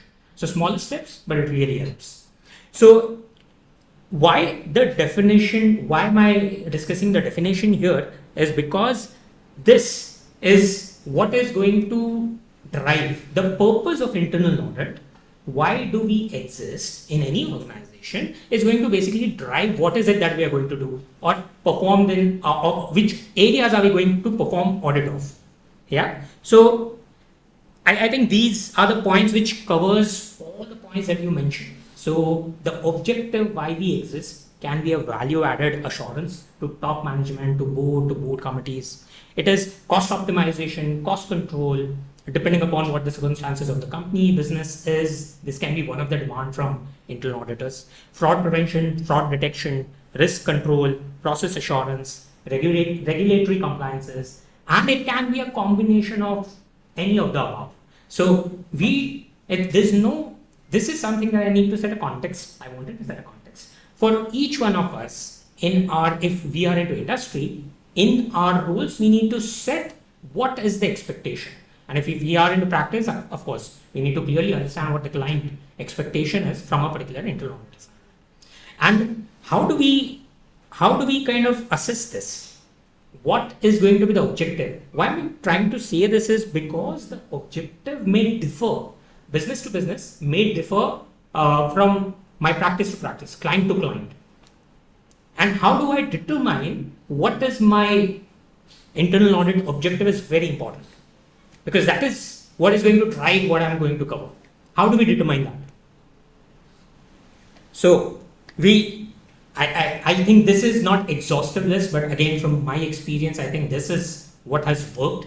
One, speaking to stakeholders, first identifying who the stakeholders are, as we were discussing a while back. It can be the board of directors, it can be the top management, depending upon what regulated industry, unregulated industry, private company, independent directors. Yes, for a listed company. If I'm not part of a listed company, I'm part of a private limited company, I will have a different set of stakeholders. If I am part of a BFSI, I will have, it's much more regulated, I'll have a different set of stakeholders. If I am part of a very niche organization which is absolutely unregulated in India and is a private limited company, which is true in my case, in my existing organization, then I will have a different set of stakeholders. Hence, stakeholder identification is very, very important to arrive at what is your internal audit objective. Second, of course, regulatory requirements. In India, there is a lot of things from which, in fact, in yesterday's roundtable, there was a good discussion that we had, and we said internal audit is now, in fact, becoming more and more onerous. So regulations are requiring all the members to become more onerous towards their work that they are doing. And this is why it is very important that we understand what the regulatory requirements are to the specific business, to the specific industry that we are in, and accordingly adjust the expectations, objective of internal audit function. And third is also is subjective, but is something which is very relevant, needs to be taken into account. What is the risk profile of either the company, the industry, if we are into practice, the client that we are working with? And what is, when I say risk profile, we'll have to look at various, or a 360-degree view of the risk, geopolitical risk, socioeconomical factors, the expanse of business, what are the geographies in which the business operates, what is the industry-specific risk, what are the regulatory risks. So all of that risk profiling is also important to understand what are going to be my key objectives. Okay, and there can be others. One thing very clearly, there is not an exhaustive list, of course. There are other things that, depending upon where a profession stands, that needs to be considered to determine what should be my audit objective. Okay. Clear up till now? Any questions on how we will arrive at determining audit objective? Great. So once we have kind of defined what the audit objectives are, which, as we discussed, can be assurance, can be cost optimization, can be regulation, can be an absolute assurance on compliance, for example. When I say absolute assurance, there is no absolute assurance, as Manoj mentioned. There is reasonable assurance, but by absolute assurance, I mean at the board level, they would always, if compliance is something which is business critical, they would need a higher level of assurance and they would look at internal auditors. Of course, to do that, we have to take specific measures to, maybe the compliance itself becomes one of the key topic that I have to audit on a continuous basis during the year.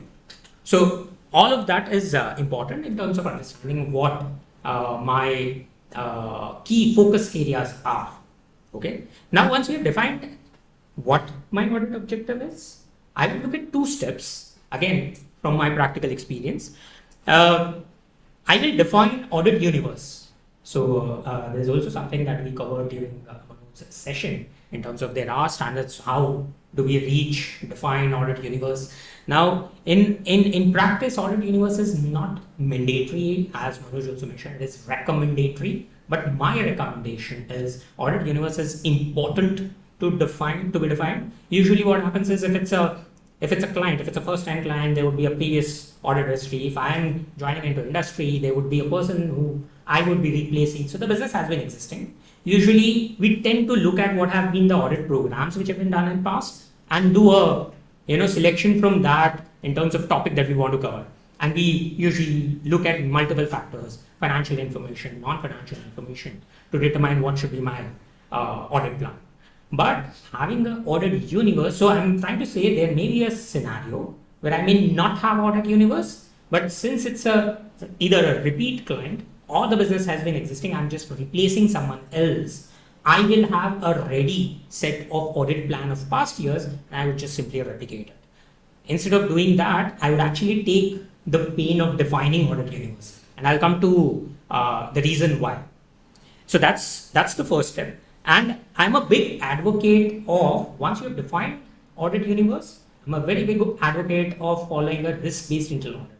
Doing away from the traditional internal audit approach, which is more cyclical, looking at comprehensive coverage of all topics in a span of 3 years, etc. So those are not really relevant in today's world. Of course, and again, before we decide that, it is very important that with stakeholders, we establish the expectation very clearly. Are they looking at comprehensive assurance, reasonable assurance, or they're looking at a risk-based assurance? So that alignment is important. But in my experience, in all the modern days world's business, I can tell you most often than not, the answer would be they are interested in looking at top risks. Where are we in terms of business and how are we managing the top risks, and not everything. So these would be two steps. I would try and dwell down further, but it is, again, as I said, it is a deliberation. I would want to understand if you have experienced something different, if you have done different that has worked well, would be a good learning for all of us. So first, as I said, audit universe. Why? Let's talk about why audit universe. As I was saying that it's not mandatory, it is only recommended. The advantages that I have seen is very clearly three that I'll call out. One is on transparency of coverage, because if you have an audit universe, you can go back to your stakeholder, and even though the stakeholder does not completely technically understands what internal audit is and may not really understand what a risk-based internal audit plan means, but would be able to appreciate the universe of the risk universe and audit universe for a particular organization, to understand what the business risks are, what the process risks are, what the reputational risks, what are the regulatory risks, etc. And amongst that universe of risk or audit universe, what is my coverage?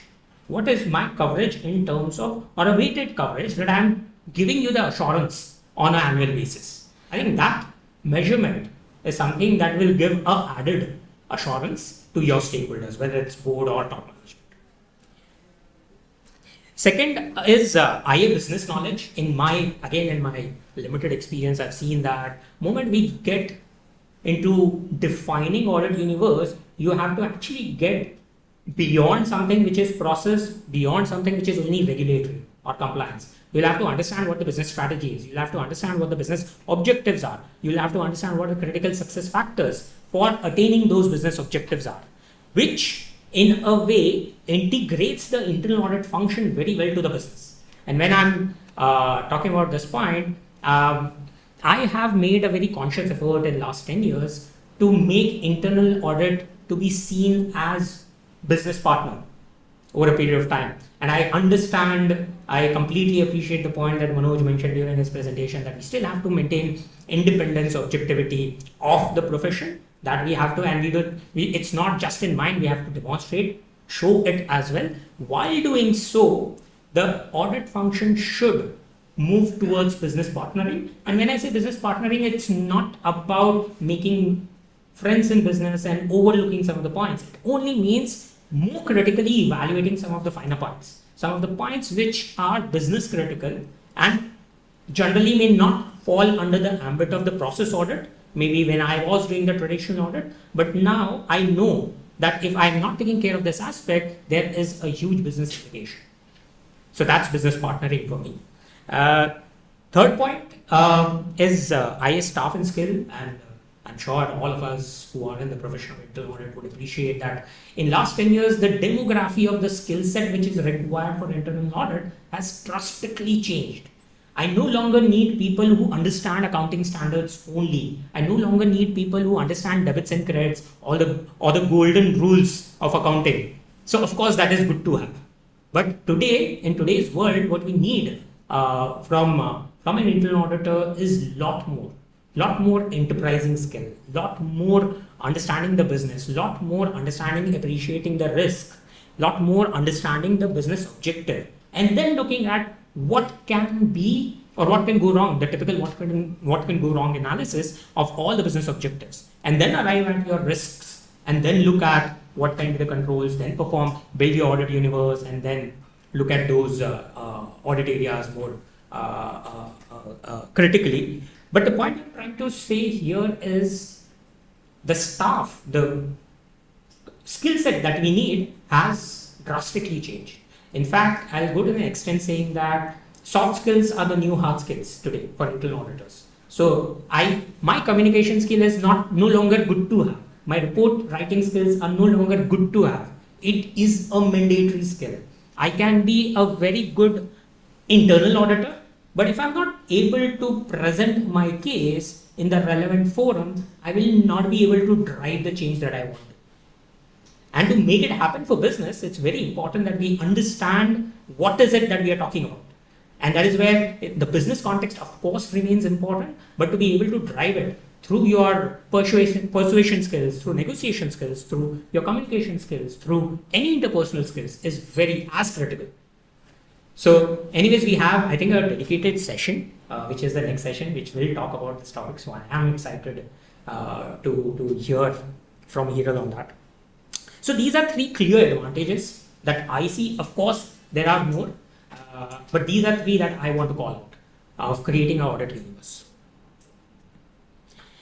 Now, what does it entail?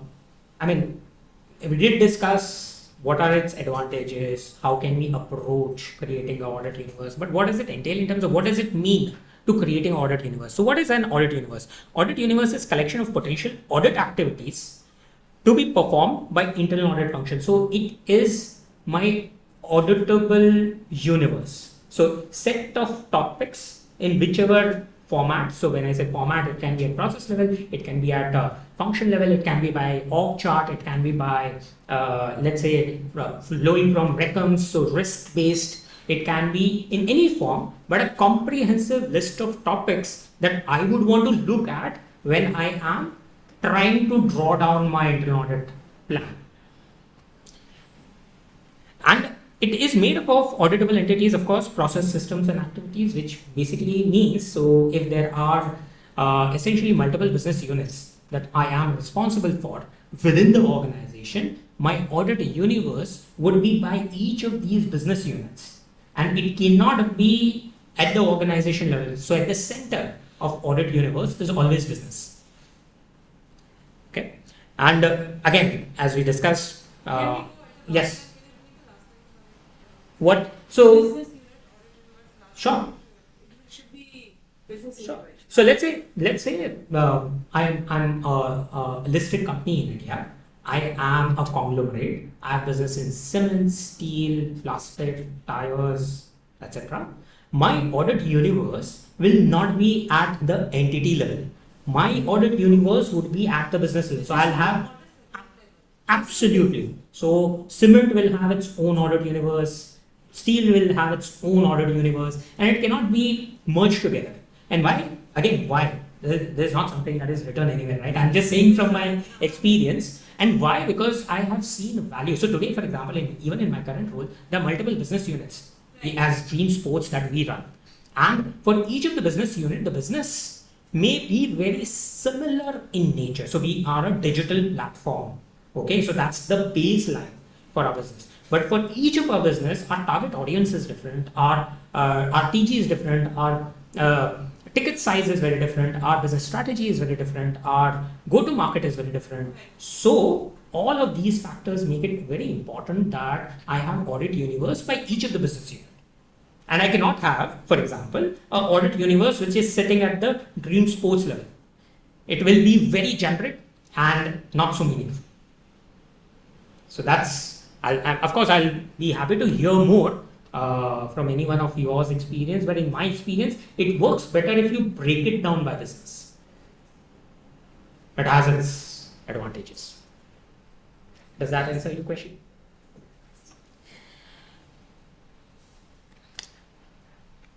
So, I also wanted to point out what are the input considerations to define audit universe. As we discussed, the business has to be at the center for defining the audit universe. But of course, within the business, there are some other considerations. So we should look at org structure. Usually, this is something that I resort to. And why? Because, and I'm talking for the businesses which have been existing and evolving, let's say. There is a very, and all of us will appreciate that the org structure, the way it has been created. So when I say org structure, let's say simplistically, what are the departments and department heads within the organization and how is it split? Now, that is a very important and very good information to start with, because there is a very deep thought process that has already gone into dividing the organization or designing the organization's org structure. And there are people who are at the helm of it, who are at the helm of the business, who have determined that what is the org structure, it will work best for the organization. So whenever I am looking to determine comprehensiveness of my audit universe, this would be the first point that I would refer to. Second point that I refer to ensure comprehensiveness of my audit universe, is RECONS, or risk and control matrix, that I define at process and sub-process. I think, again, from my experience, these are two things which are really important to determine the comprehensiveness. There are, of course, other risk consideration. To name a few, of course, if there is a matured ERM framework across the organization, that can be a very good input point to look at what are the risks which are left out but critical and not forming part of audit universe. So I'll consider them. Apart from that, looking at this point that we discussed, critical success factors, CSF is critical success factors for objectives of business and for what is critical to attain the business objective are the critical success factors of the business. Looking at them is very important, because then you can determine if those critical success factors which are business critical contained or considered in my audit universe or not. Okay. And of course, the GL accounts, materiality testing, this I think all of us to include this from a traditional approach itself. So that of course remains. And apart from that, regulatory requirement, again very critical. I cannot harp more about this point, but we discussed this. Today, the way regulatory framework in India is evolving, it can actually reach a point where it can make or break a business. There are businesses who are made, businesses who are broken because of the regulatory changes. So to be able to keep it, be very responsive and reactive to the regulatory changes is very critical today for business. So even in form of audit universe, that would be one of my consideration. Okay, so before I get into this, which is basically dwelling a bit further into risk assessment. So once I have identified, that was my point. If you have any questions, please. Yes. No, please.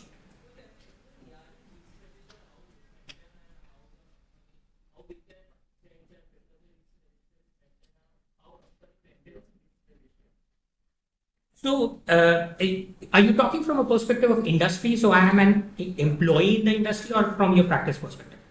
Both. All right. So, if I am an employee in an industry, I will have to look at whether there is a ERM policy, a ERM framework that exists. right? That's a factual thing I can check. It is very binary, yes or no. There is no gray area in that. Now, when you come to the second question, the ERM that exists, whether it is effective or not, that is where the gray area begins. That is where a lot of depth of evaluation would start, and you would have to determine whether it's effectively dealing with the risk the business is exposed to. And if you are in practice, very similar, if depending upon what is the kind of mandate that you have from your client, if it is so typically in a consulting, if there is a need, so it will be part of the audit plan saying that, okay, please evaluate our risk policy, risk framework to give us a recommendation whether it is effective or not. So, it's going to be more, if that answers your question, that is going to be more, you'll have to ask question whether it exists or not. So this is a good question. So risk register by definition, which forms under the ERM framework, and hence I was referring to ERM framework.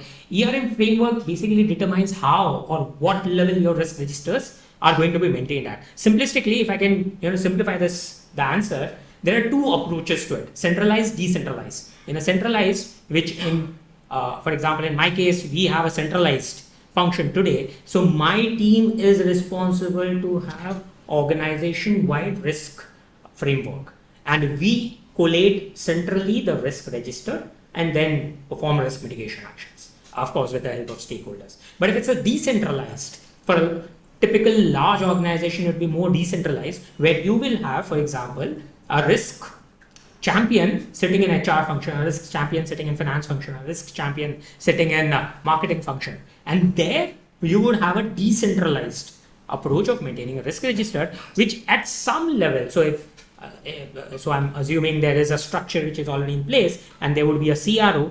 Even in a decentralized function, the CRO's responsibility would be to collate and present to board.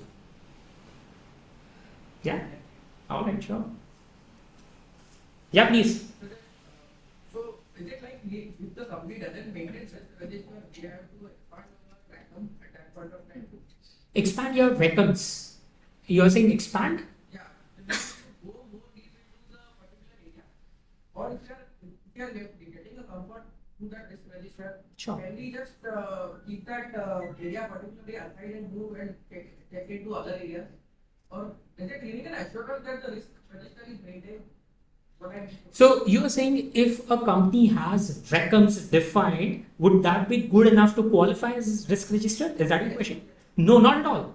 Records under IFC, which is risk and control matrix, is very, very different. So let's say, I think Manoj did cover this point, records, when you asked the question on IFC. There are 3 levels currently, very broadly, in how does RECOM come into place. So under IFC, of course, you have ICOFAs and non-ICOFAs, but let's not go into that. I will say entity level control, operating controls, ITACs and ITGCs, which is your IT application control, IT general controls. Okay, so that's the structure of RECOM, which if you look at purely from, if you look at technically, it is essentially to give you an assurance of your financial reporting.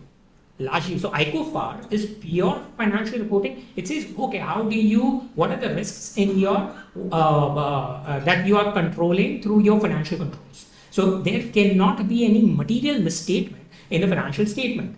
But an internal auditor has to go much beyond financial statement, right? So I am not only looking at the financial controls, I will be looking at operating controls, I will be looking at entity level controls, I will be looking at non-GAAP controls. So for example, let me give you an example today. Let's say social media is a big risk. Any miscommunication inadvertently, which happened on social media channel, can lead to reputation damage to the organization. And of course, it's absolutely real. We have seen reputational damages leading to straight away revenue losses for the organization. Right? Now this, I'm just trying to give an example. If you look at this risk, it will never be part of your IFC or will not come out as in your records. Unless of course you have said, okay, let me comprehensively look at functions or processes, which is not the technical definition of IFC. Look, you have extended the IFC itself beyond the general requirement. Then you may be able to cover it, otherwise. No, no, and hence I said, if you see, no, absolutely, we don't have to. So the requirement of IFC is, hence I've covered both the points. His question was कि अगर रेकम है तो हम risk register नहीं देखेंगे, चलेगा क्या? I am saying नहीं, रेकम तो अपनी जगह पर है, risk register serves other purpose. Or RECOM is risk and control matrix under IFC. Suppose you want the example of supply chain management. Yeah. Straight gets into your ER. Absolutely. Absolutely. It doesn't fit into your RACM as such, but is a risk. Then live example about focus, whether she kind of thing. Absolutely. Absolutely.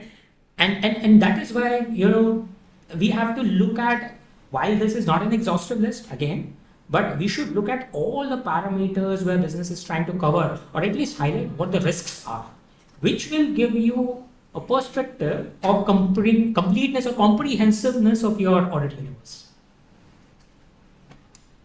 Yes, please.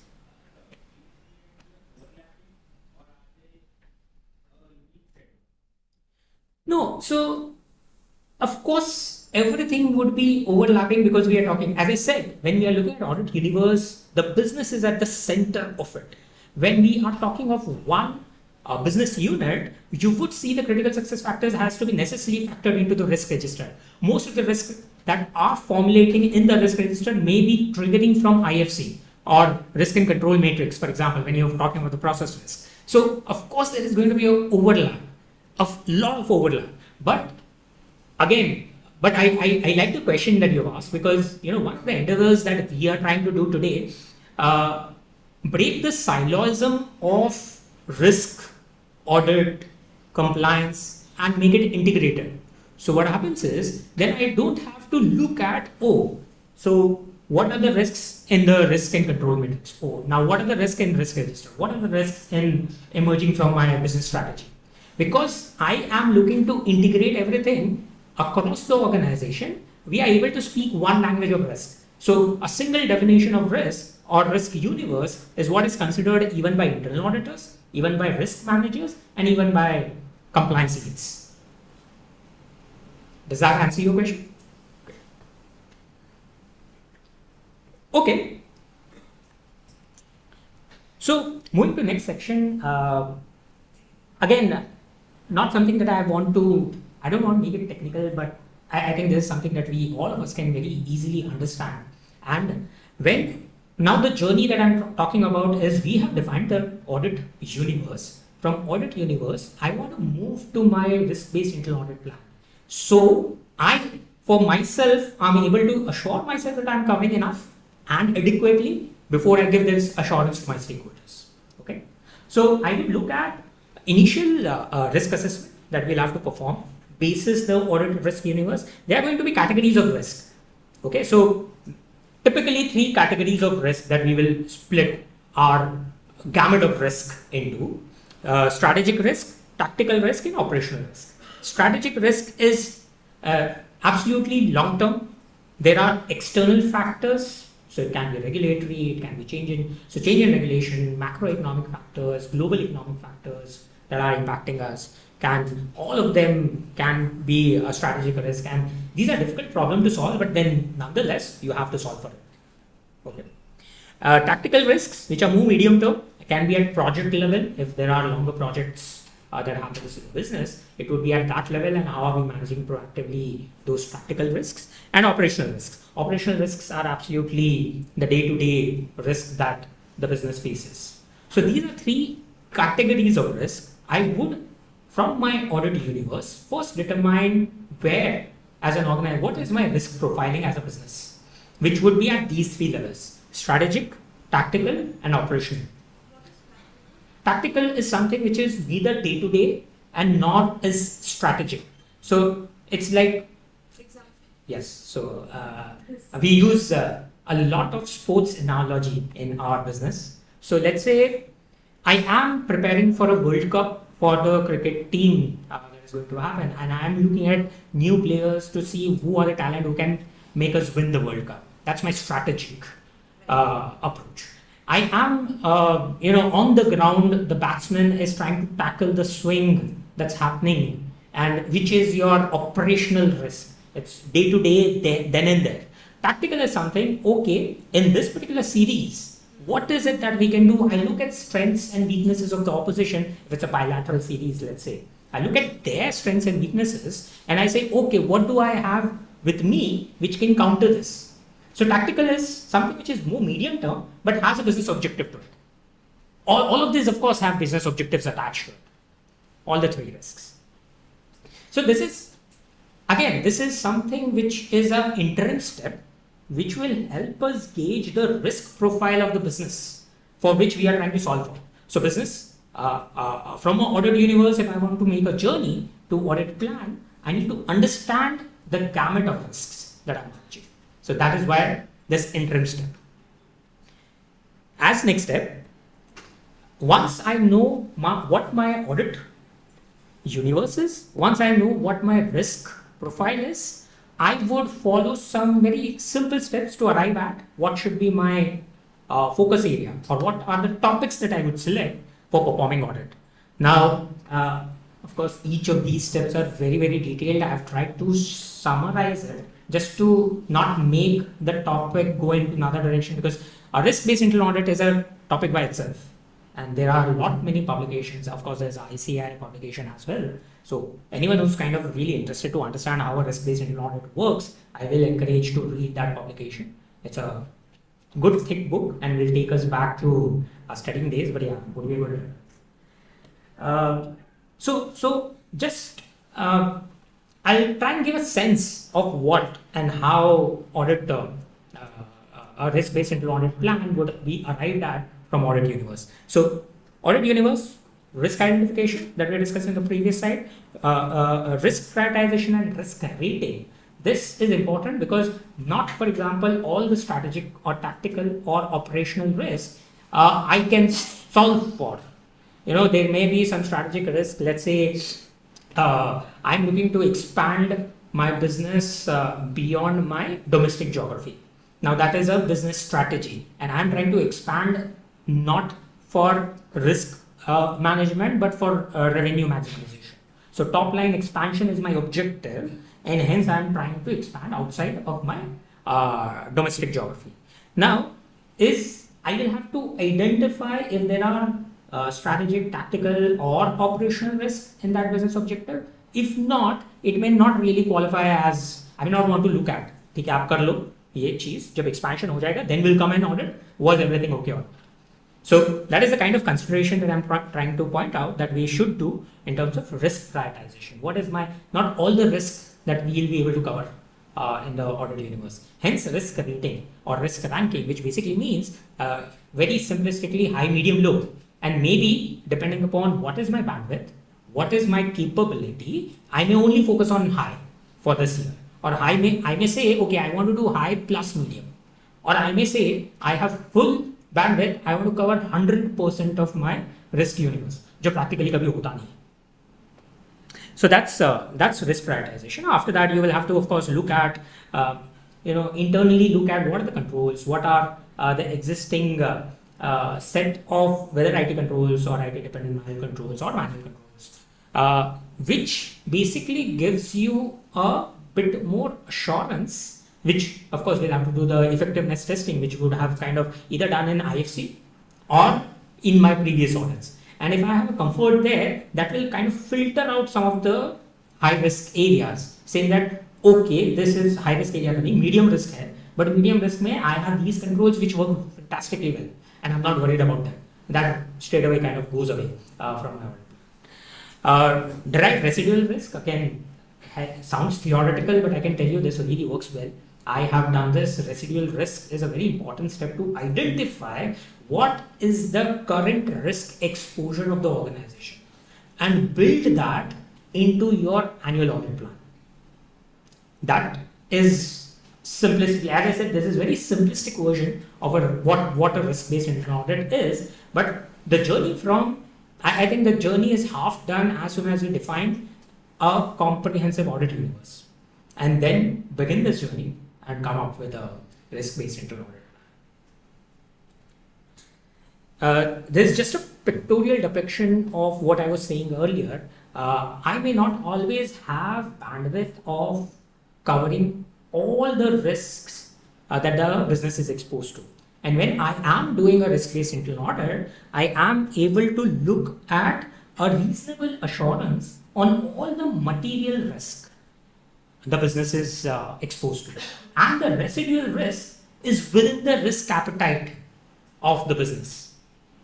So there's just demonstrating that if we do an effective risk-based internal audit, the residual risk on which we are not able to give assurance will be well within the organization's risk appetite. That disclaimer if a person gives as an internal auditor is sufficient assurance that yes, there is some residual risk exists, or how do we go about it? Just an example. A disclaimer saying that. Saying that see, as an internal auditor, Yeah. we do go and do internal audit. There is some inherent risk. There are some maker checker. There are some operations at user level, CFO level, technical level, marketing level. We do all check this. Absolutely. For respective PO or something. Mm-hmm. Having said that, as you understand from the slide, there is some sort of residual risk.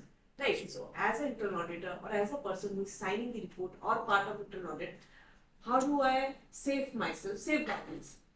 Does disclaimer, जैसे आपने कहा था example, कि ERM registers doesn't, किसी ने पूछा ना, ERM register doesn't safeguard an internal auditor कि yes ये है, company कर रही है, I'm supposed to go and check. Correct. So I understand for any company, चाहे उसका 50,000 or 50 lakhs or 5 crores है, there is a residual risk involved in this. Yeah. So how as an internal auditor can I gauge my risk or not standardized format? एक shortcut बताइए या कुछ बताइए which will help. Shortcut यही है. I will recommend. I'm saying shortcut because I'm deciding कि jail में जाऊँ या इसमें बिल्कुल. जाऊँ. But I'm saying what is there which I can help and put in दो line जो मुझे बचाए. बिल्कुल. So I understand your question. That This is safeguarding a company. correct. No, individually. I'm not safeguarding my company as. I think I'll simply fall back upon. It's like learn, relearn, right? Absolutely. I'm Absolutely. relearning. No, all of us are. That is why I am here. So to answer your question, I'll just simply fall back on Manoj's presentation. I'll tell you the only way to safeguard, because आप जो बोल रहे हो वो disclaimer से काम नहीं चलेगा. मैंने अगर एक disclaimer दे दिया मैंने रिपोर्ट में कि बस देखो मैंने तो reasonably सब देख लिया है, अब इसके बाद कुछ मिला तो मेरी जिम्मेदारी नहीं है. I can't say that. Correct. They will throw me out of the Exactly. boat. So Obviously, of course. there are so many questions. No, absolutely right. But they are super in their field. Absolutely right. Individual director, not one. I'm sure, and I've seen them, so I know what you're saying. And the only way to safeguard myself as a member, which Manoj mentioned, is to, even if the internal audit standards are recommendatory, if I see that as a risk area, I would actually go and implement it very, very diligently. That's the only thing that can save me. I can assure you. There is nothing else. If I have to demonstrate as a professional I've taken due professional care, there is no way that I'll be able to demonstrate it unless I have documented it. And how would I document it? Is through following thoroughly the internal audit standards. और कोई तरीका नहीं है इसमें and this is the point that we were discussing a while back as well. No, sure. Coming here because read करके तो anybody can make their mind or something. But our bio from this different league, we are there and we are fortunate to have such type of speaker to be very frank. Sure. So that is where experience counts. How do we? No, sure. So मैं आपको from my experience and please others can also share. इसका कोई बचाव नहीं है. See, that is something that we have chosen to write. Internal audit किसी ने बोला नहीं था कि जाओ और कूद जाओ कुएं में.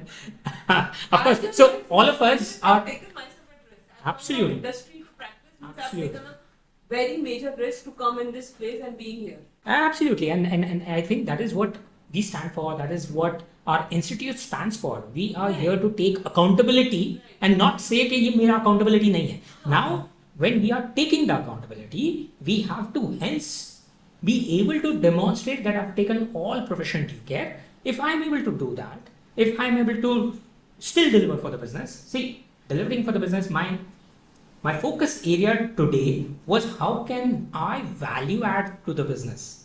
But that doesn't absolve me from my liability, my professional liability. That's the basic thing. Sure, absolutely. And to safeguard that, as I mentioned, the only thing that I can think of, and please, अगर किसी के पास कोई और जवाब है तो मेरे लिए भी बहुत helpful होगा. But internal audit standards. नहीं मैं बोल रहा हूँ इंटरनल ऑडिट स्टैंडर्ड इज मेरे पास कोई दूसरा जवाब है ही नहीं. That is the only thing that can save us. But of course if any one of you आज के भाई ये कर सकते हैं तो मुझे बताओ, I will be more than happy. Sure. No, but then I think good question, good context. That is why even the internal audit standards are recommendatory. My suggestion would be to take the third step that Manoj mentioned. He said कि या तो बिल्कुल नहीं करो, ignore करो, या तो पूरा अडॉप्ट करो, या तो डिलीजेंटली ग्रेजुअली उसको अडॉप्ट करो. हमें ग्रेजुअली करना ही पड़ेगा. Yes, please. There is a co-value given by a company, okay, and some other area something came out. We have followed the outcome of the internal audit. And how can the internal auditor be responsible for something which has not been given the scope? So you are saying कि internal audit scope में नहीं था, right? Out of the scope है, उसमें कुछ परेशानी हुई है और ये under scrutiny आ गया है, the person who was not having that scope. So it again boils down to one of the points that we were discussing earlier कि engagement letter क्या बोलता है. Engagement letter आपको ये बोलता है कि आप किस डिग्री का assurance दे रहे हो. You know, one point that Manoj did touch upon is limited assurance versus absolute तो नहीं है, reasonable assurance versus limited assurance. So what is your engagement letter saying? If your engagement letter is saying reasonable assurance और आपने limited scope ले लिया, then there's a disconnect between what you have accepted as a responsibility and what you're delivering as an output. You have to make sure your responsibility and the output deliverables match. If it's limited assurance, नहीं तो reasonable assurance. Otherwise तो वो liability रहेगी. Yes. Sure. नहीं, that should not be a problem. So अगर मेरा scope he absolutely. Yeah. Yes, you're right. Because see, what is the objective? That is what we started off. What is the objective needs to be assessed first. Okay, audit is not just for a heck of it, right? Of course, we all know that. अगर हम कोई भी एक particular process को audit कर रहे हैं, तो what is the objective of performing that audit? वो clarify करना बहुत ज़रूरी है. And is it because you are, so for example, in my first slide I did mention कि is it because management is worried इसमें बहुत fraud हो रहा है और हम audit इसलिए करवाना चाहते हैं आपसे कि इसमें fraud निकल के आ जाए. So then the expectation setting is absolutely wrong. No matter how diligently I do audit, there is a very good chance that I may not uncover fraud because that is not what my audit procedures are targeted towards. But if I am taking an engagement which says okay, fraud की संभावना बहुत ज़्यादा है, हमें इसमें intervention की जरूरत है, I will have to design my procedures likewise and agree on the deliverables likewise.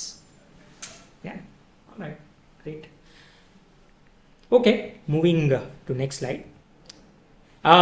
This kind of covers, so as I said, 2 steps. मेरे लिए बहुत simple that I have followed where I've seen how do we determine, and I do not want to kind of enlist what are the topics that needs to be covered because it will be very, very subjective, differing by industry, by company, by depending upon you are in practice or industry. And that is why 2 steps, मेरे experience से audit universe define करो और audit universe से risk based internal audit plan define करो. अगर हम ये करते हैं diligently, then we will have good quality of assurance in our financial year. Now, apart from that, I also wanted to share some. How are we doing on time? Oh, we are. Okay, I'll just take maybe 10 more minutes very quickly, or 5 more minutes, not 10.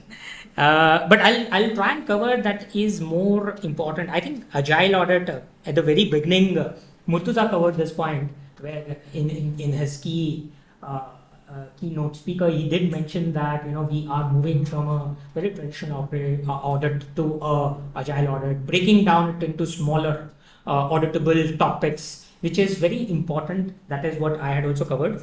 But I'll just give a gist of it. Why is an agile? I don't mean agile. Agile can be, for example, for me, agile audit means smaller auditable topic which are repeated frequently. That's it. And the update or the report is shared on an ongoing basis. आप wait नहीं करते हो कि मेरा audit engagement खत्म होगा उसके बाद हम report share करेंगे. So that's agile.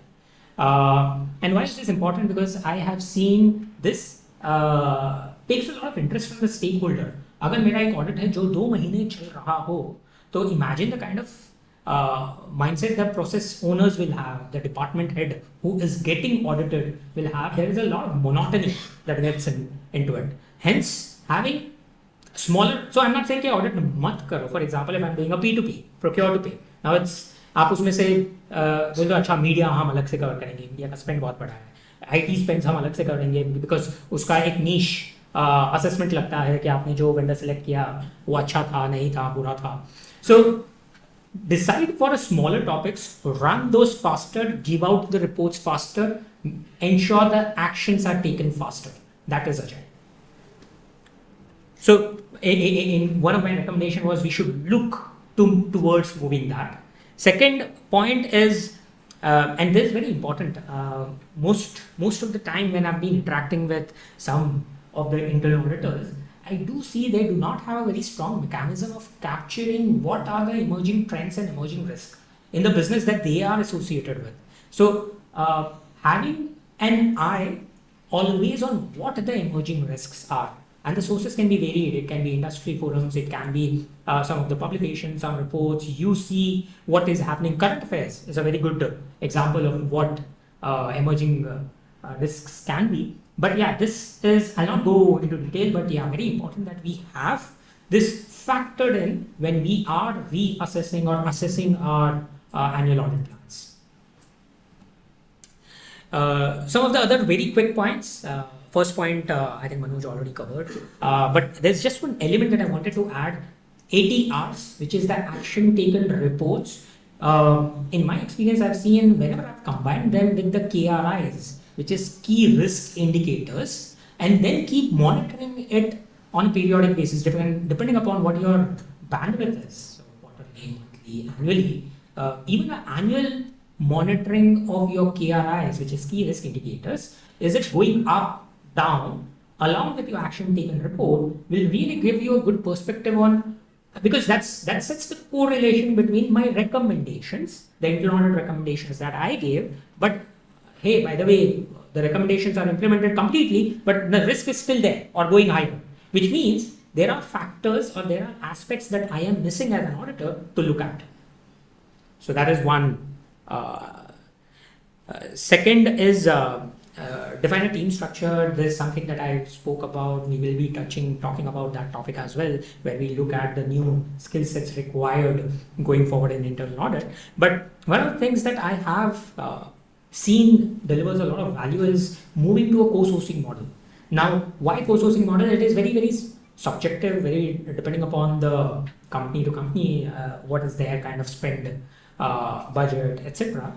But a co-sourcing model, let's say if we keep the spend part aside, the co-sourcing model really works well because there are certain expertise that is required in certain audits that you may not necessarily always have in-house.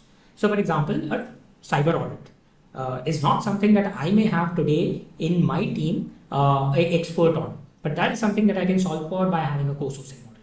There are many topics. For example, compliance. Unless I have a full, and especially in an environment like our business, where the regulatory framework is evolving every day, and every day there are some new requirements, some new things which come up, and we have to be very careful. That is where I would also look at co-sourcing, because then I'll need an external set of experts sitting on this topic rather than me sitting on it and not being able to do justice. So this is just one suggestion to say maybe evaluate if there is synergy that you can drive through co-sourcing model. Next point is having a flexibility in internal audit plan. I'm sure all of us know this. An internal audit plan is not something that is carved in stone. It has to have good flexibility built in, whereby we say wherever there is business exigency, wherever there is any incident or there is a requirement where there needs to be an audit intervention, we can build that in. So keeping that flexible internal audit plan is very important. And last, I think building a strong business cadence. By this I mean not only through ATRs, which is action taken report, that we just chase people and say, "Hey, arey, ye ho gaya kya?" Build proper business cadence, regular recurring meetings with businesses where you understand what their pain points are. and then actually solve for it from a audit lens. See if we can do a process improvement, see if we can recommend a system implementation, see if we can look at maybe a process revamp which can help their life. I think this is something that really builds that mutual respect within the organization and gives a bit more mileage to internal audit function. Yeah, so that was from my side. Any questions, any suggestions? Hence, I've written questions or suggestions because whatever we discussed, I may be wrong, and you may want to say that, hey, this works better for me. I'll be more than happy to take that as a learning.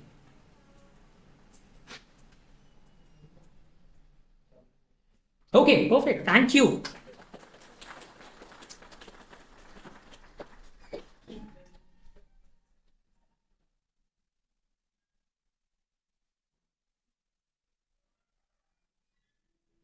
One minute break. See you started with Hiral joining us.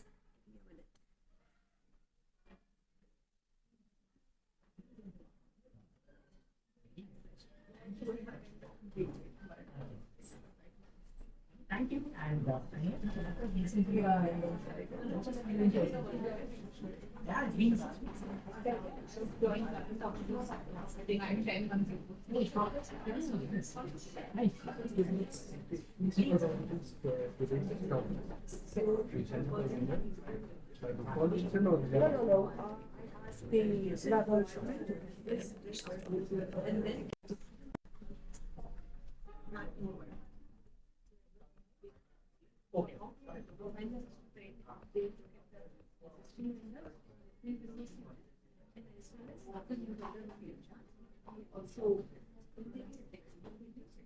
And then we have support group.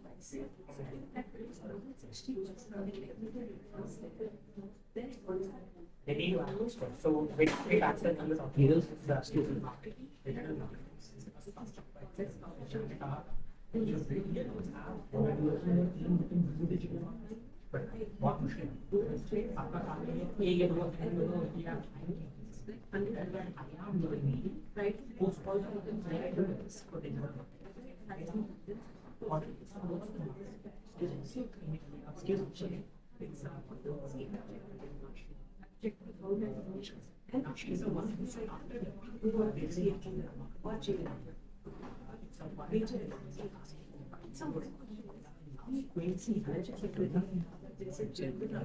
कौन सा play करना है इसमें से आपका? दोनों में से कोई भी पे कर दो चलेगा, सेम ही है दोनों. I've just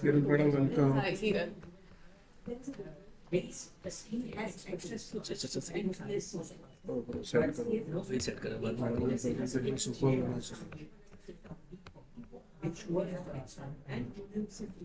So they related expertise.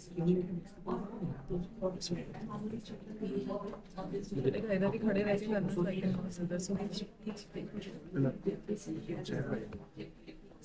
Please join us.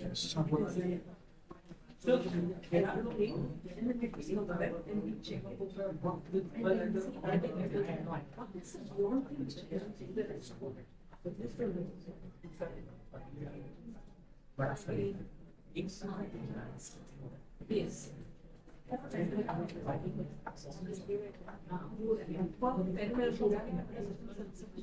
But this combined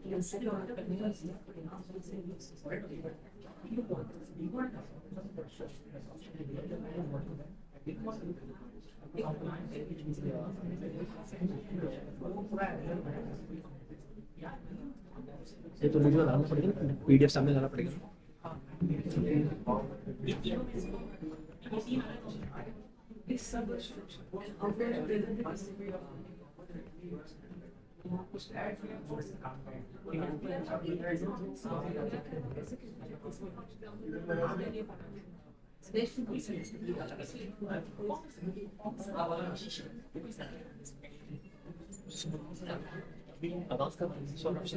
अच्छा तो फिर पहले वो चालू कर देता हूँ.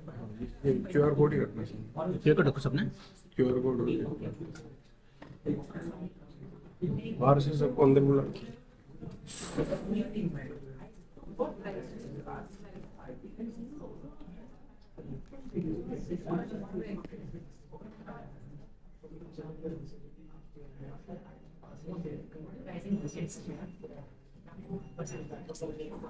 But you can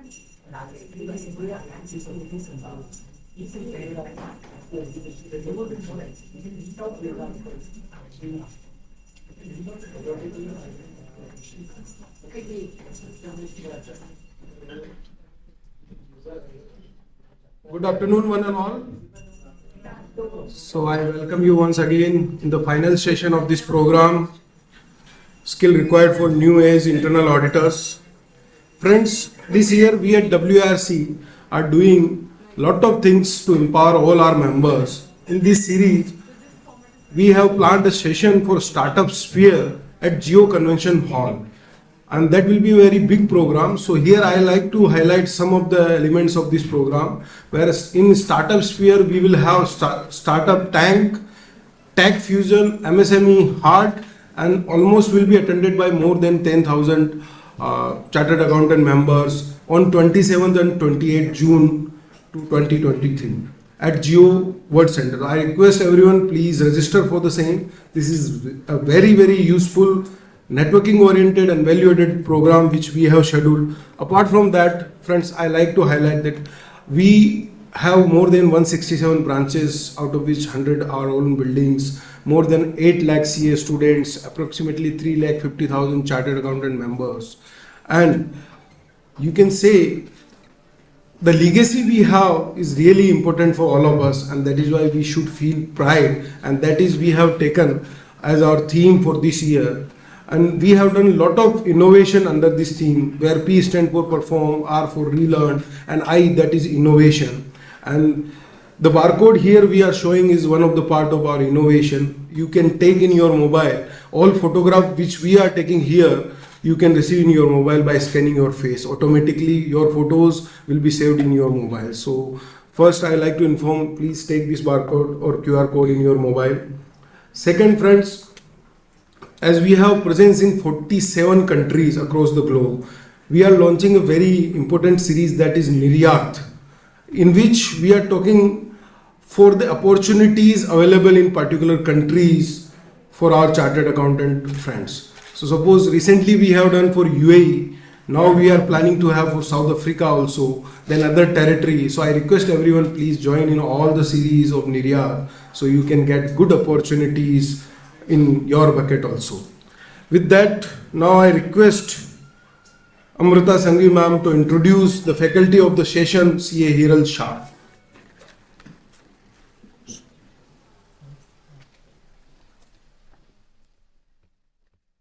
Thank you, Saurabh sir. I am immensely thankful to Mr. CA Ankit sir for delivering such a nice presentation and on the internal audit. Thank you.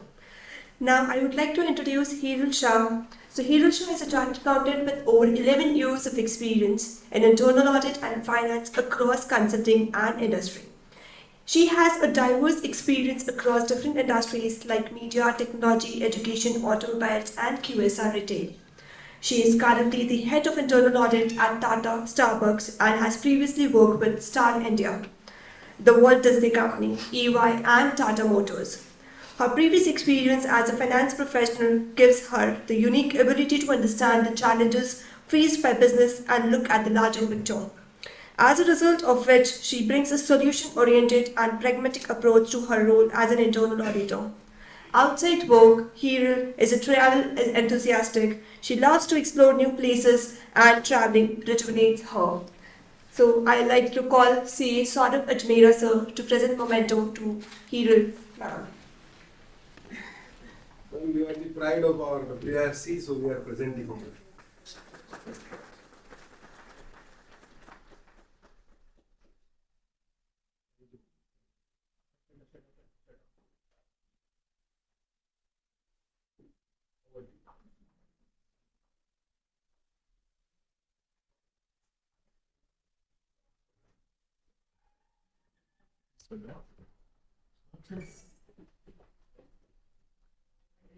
That's fine.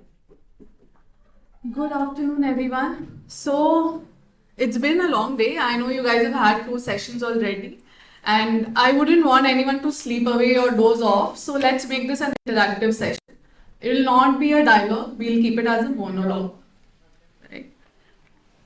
Just the topic for today is skills required for new age internal auditors. Before we jump onto the topic, I have some questions for you. Very simple ones, and I know that most of these would have been covered in the 2 sessions today. I did hear Ankit talking about some of these. So, the first one, what is internal audit? If some of you can just stand up, maybe one introductory line about yourself, and then answer the question. What, according to you, is internal audit? Yes.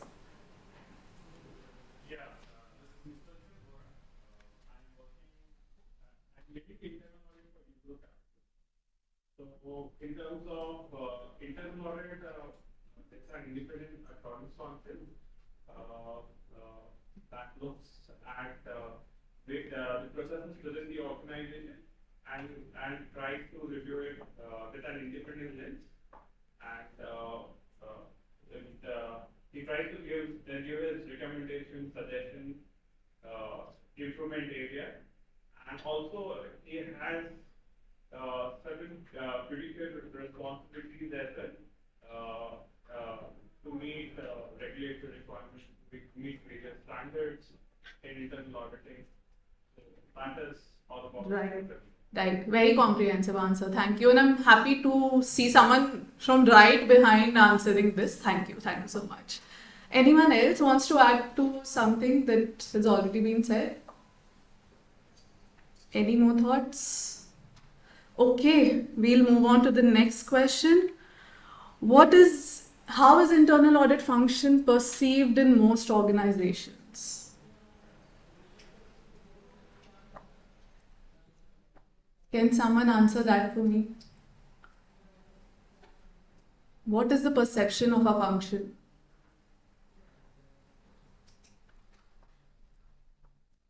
Yes, sir. Yes. Right. Anything else?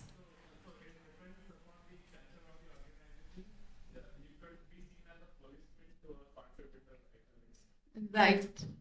Any more thoughts? It's evolving. The management is considering them as a business partner, trying to really understand the risk that the internal auditors are really bringing on the table to kind of really have a value. Right. That's where we want to move, and that's where we are moving, fortunately.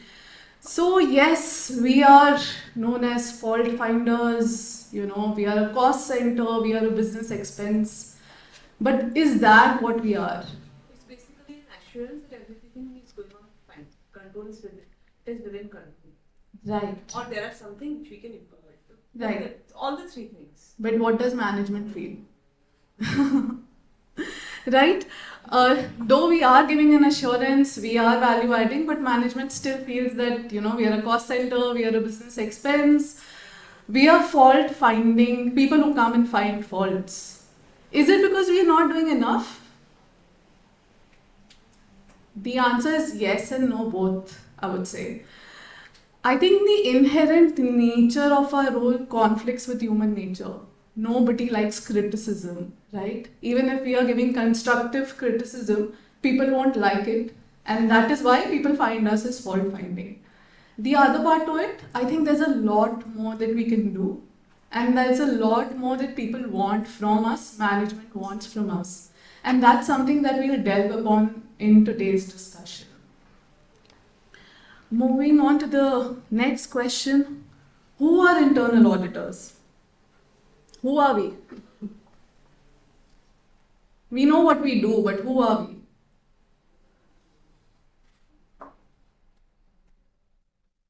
Anyone?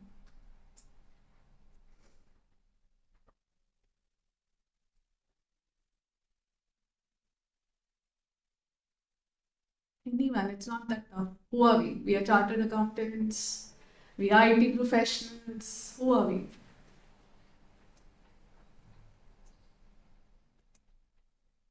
Come on, at least one answer. Yes. We are either second or third level of defense to the company. Right. Ideally, we are the third line of defense, but yes, sometimes there's a gray area between both, so I agree with what you're saying. Right. I think internal auditors are explorers. They are advisors. We are analysts. We are a number of, variety of diverse experiences built into one function. We are chartered accountants. We are operations, people who've come from operations, people who have an IT background. We are all of this. We bring so much value add to the business. But somewhere we are not being perceived like that. So if now just one more question, if we go to any department saying that, we're going to audit your department, say a marketing audit, when you go to the marketing head or the team saying that we're going to come and audit you this quarter, what is the first reaction?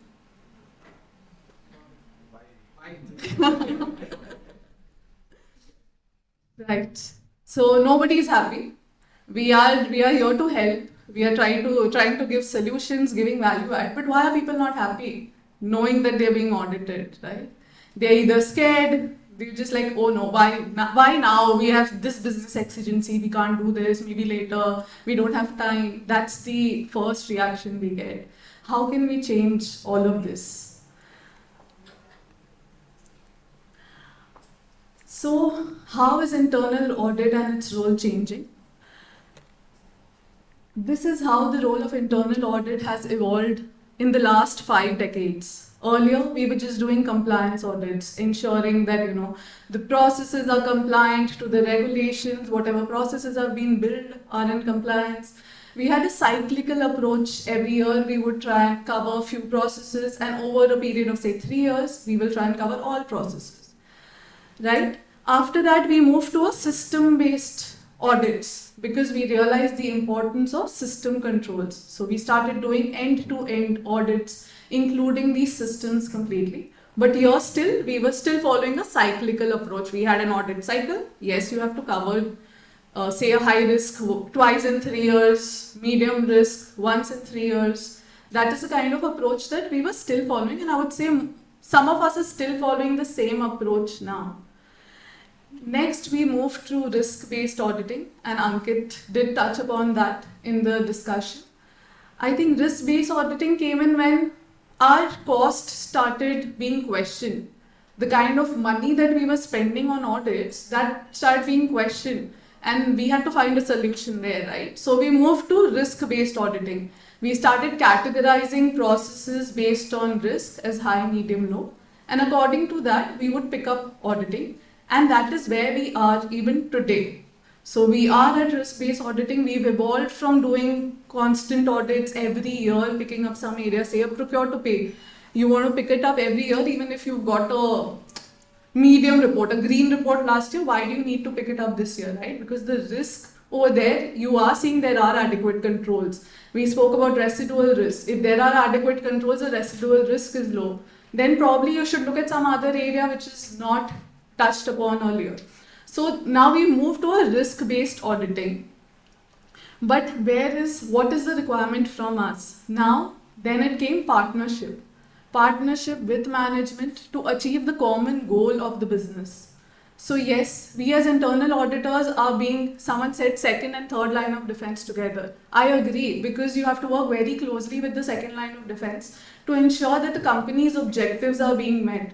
But yes, we also have to maintain our independence in all of these. So it moved from risk-based to partnership, and now we are at a next stage, which is value-based. What is being asked from us is value-based auditing. How we can create value, how we can preserve value.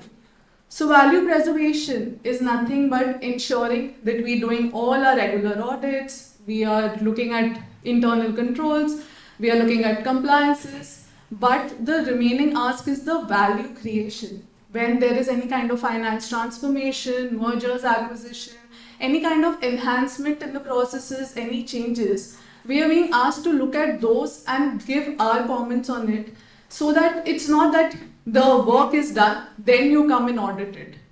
Those times have changed. Now there are pre-implementation audits also that have come in, where we are asked to add value. So how our role has changed. Earlier, it was just assurance. Then it became assurance plus advisory. And now it is assurance plus advisory plus value add plus key agent of change. The change organization wants is driven through us. So that's where we are. So you see our role is growing. We are not just assurance providers anymore. The expectations are growing.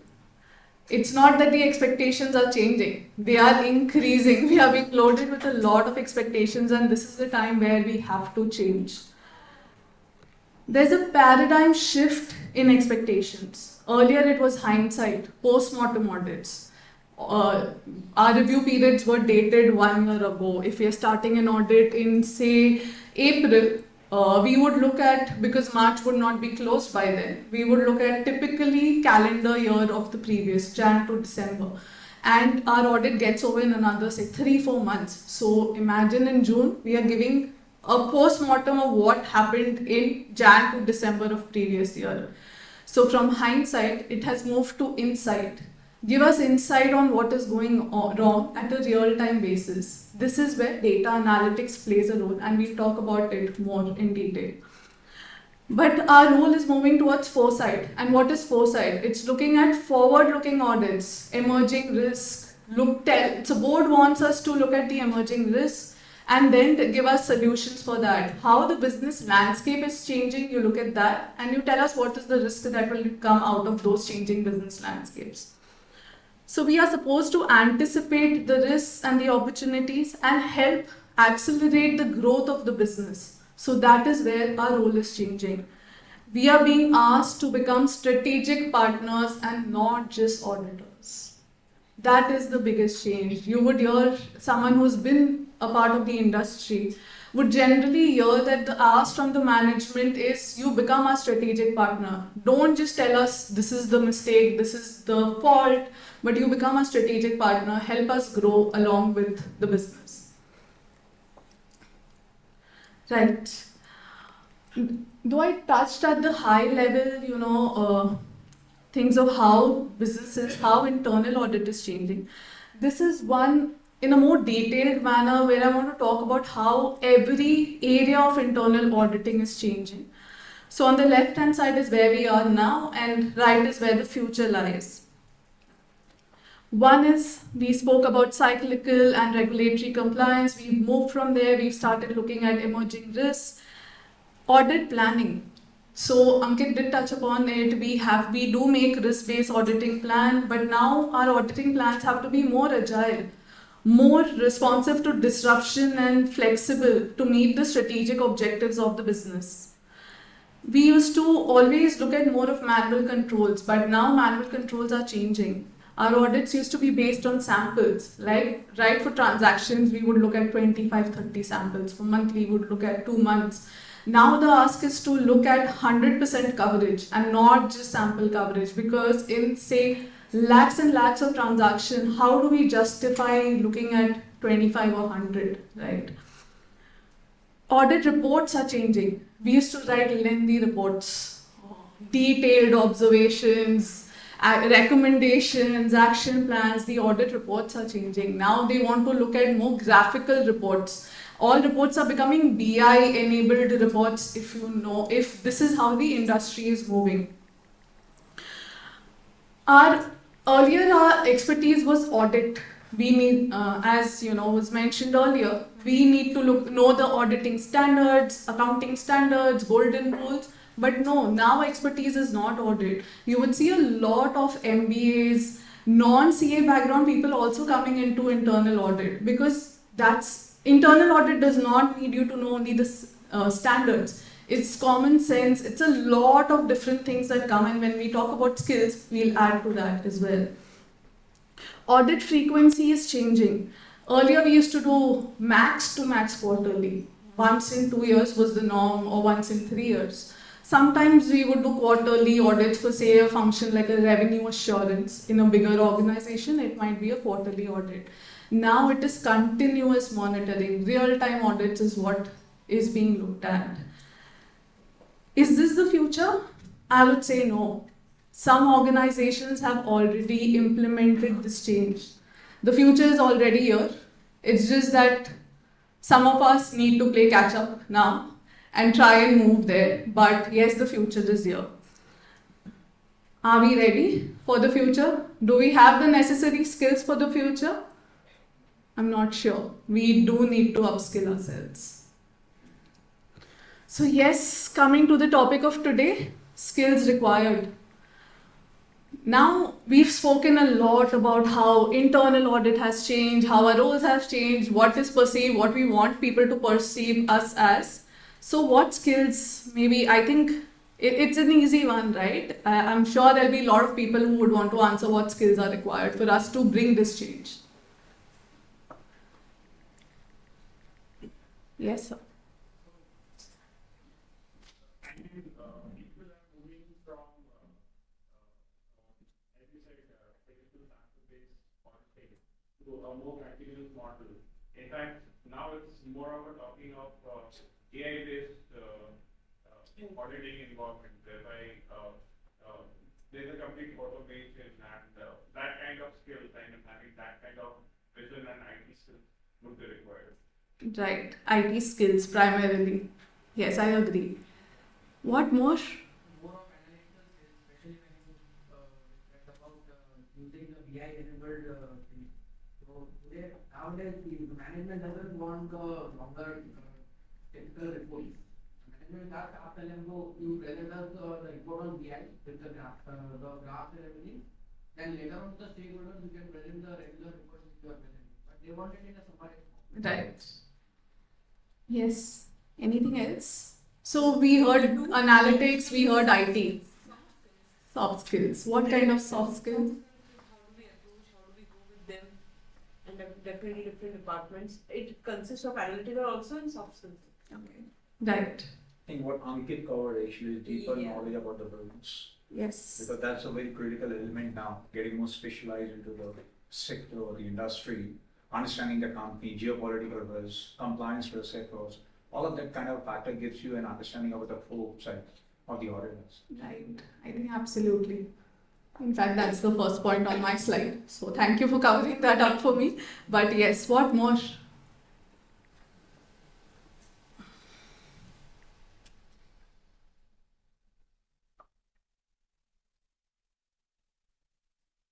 We covered 2 hours of session. I think each by Manoj and Ankit, each of them, plus few slides wherein I showed how internal audit is moving. Some more answers, please. Yes.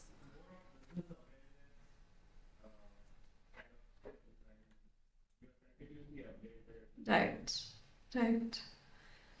Okay. Anyone wants to add anything? Otherwise, I have picked up 10 skills that I want to talk about today. Before we go there, anyone wants to add any more? How the competitor, how the business will be in the after the 3 years. That also they are looking for what they are talking about. What the risk can be there, opportunity can be there. Right. Right. Absolutely. Okay. So maybe after I talk, you all can add more if something comes to your mind or something that I've missed out, which is very critical, definitely. So first is business acumen. As you know, sir, you said business acumen. Some might say that, okay, this we always had, right? We always had to understand business if we are internal auditors, right? What is new in this? Somewhere I don't agree.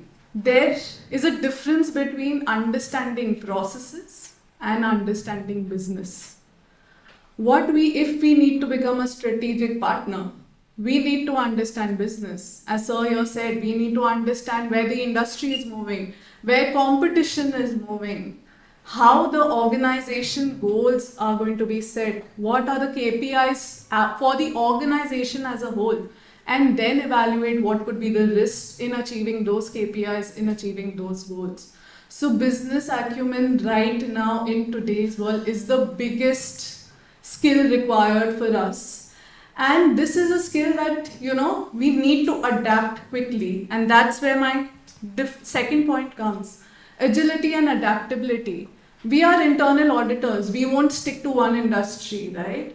All of us would be from diverse industries. Someday, some people who are in, say, consulting practice, They would be dealing with the retail on one day, with the manufacturing on another day. So business acumen is not just limited to an industry. It's a skill of understanding the business quickly, in depth, and being able to value add or contribute to the strategic goals of the business.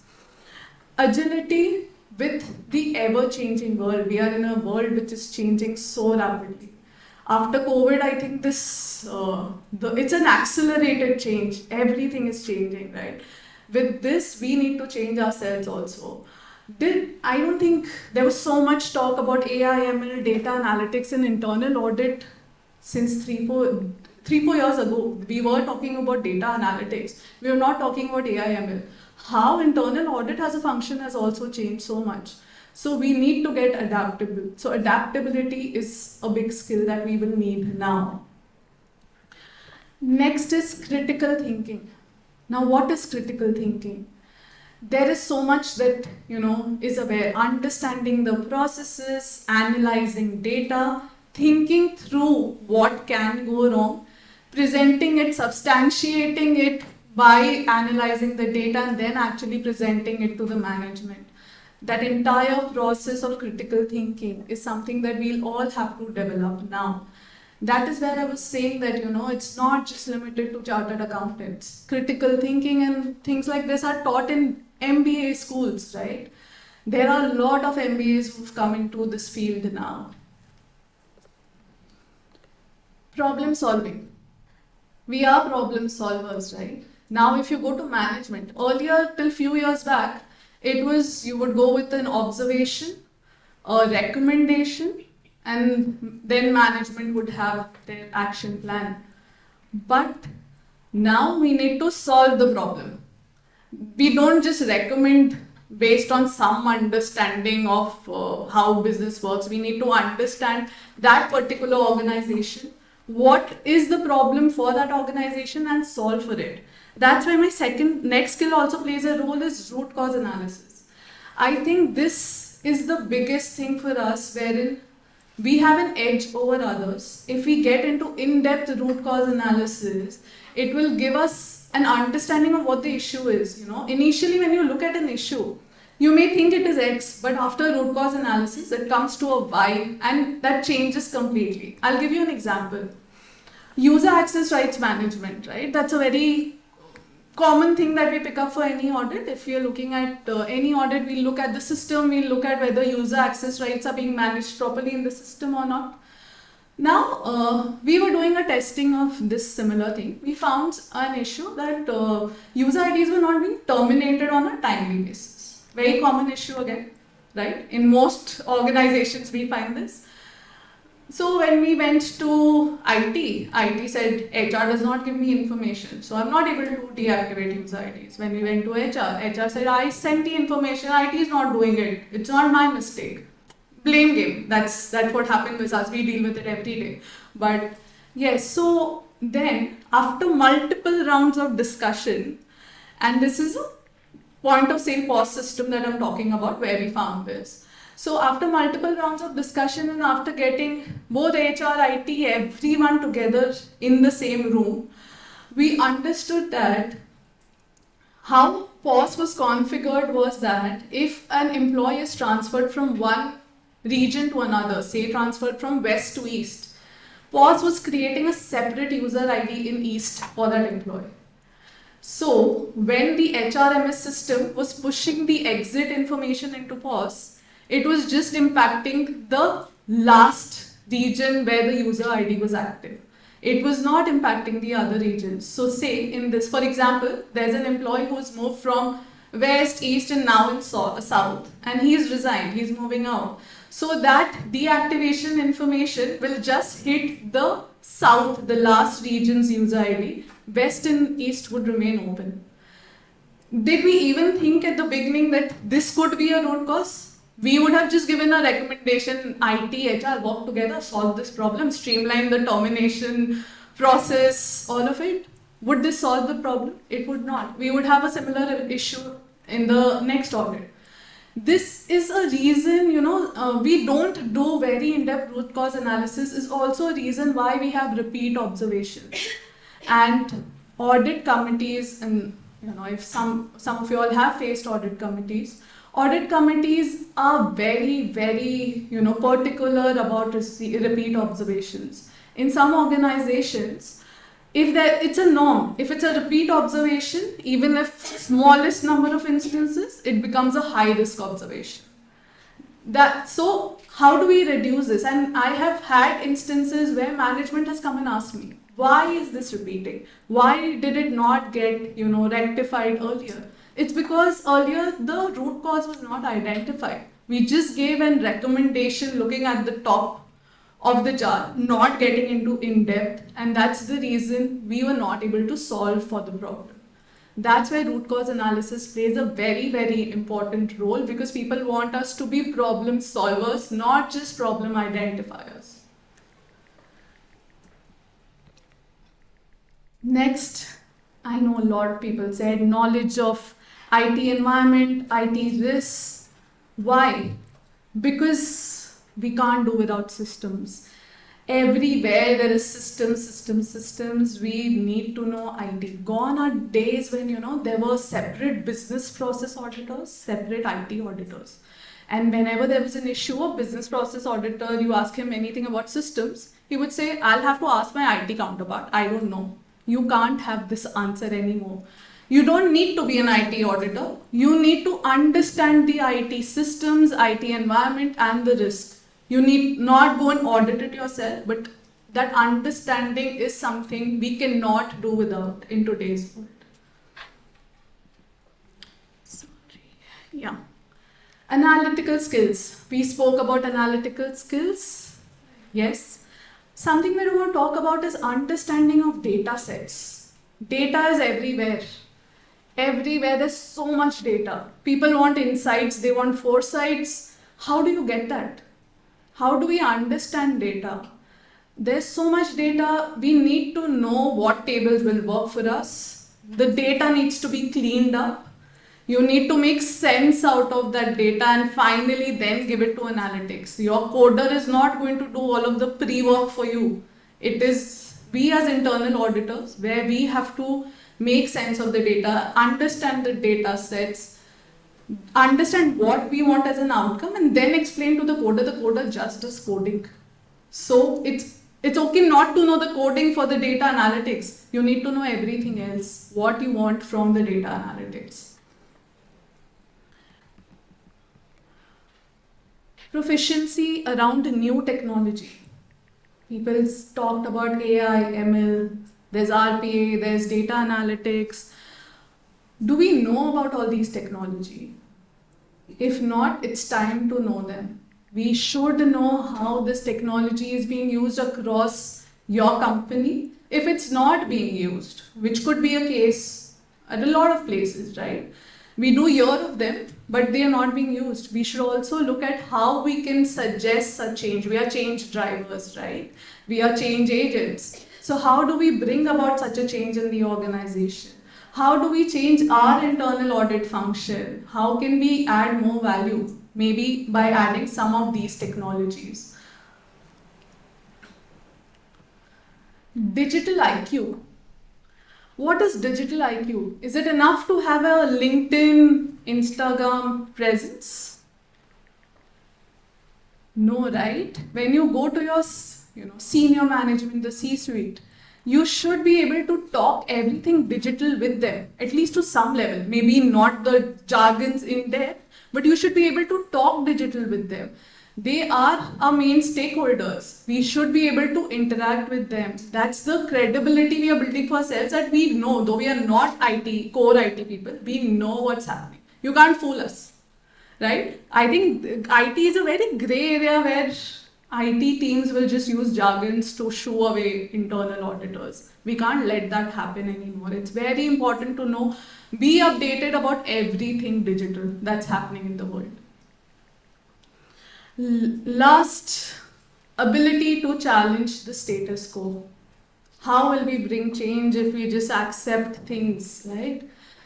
We should be able to challenge the status quo, and trust me, it's not an easy task. You go to a procurement head, you tell him, whatever you've been doing for till now is all wrong. It's not right. You need to change this, you need to change that. It's not easy, but we still have to keep challenging the status quo to achieve greater value, to bring the organization, to make the organization more robust in terms of processes.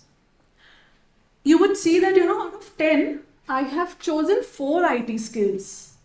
I could have all clubbed all of them into one and just maybe said technology skills, right?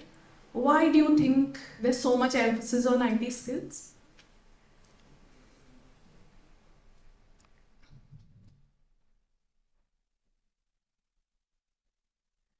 This was a survey done by World Economic Forum and published by them as recently as a week ago, which says Indian job market is to witness 22% churn in 5 years. It says top roles for industry transformation would be AI, ML, data analysts and scientists. So 22%, 1/5 of our jobs are going to change. Do we want to become obsolete? No, right? We need to change with the changing world. We don't need to run and become data scientists. We just need to be aware. We need to have the necessary technology skills. Ankit spoke about co-sourcing. Yes, the co-sourcing model works really well. You will not know everything. You will not be a cybersecurity expert. You can have someone who works for you in terms of cybersecurity. But you need to understand the risk. At least you need to lay down the scope for them.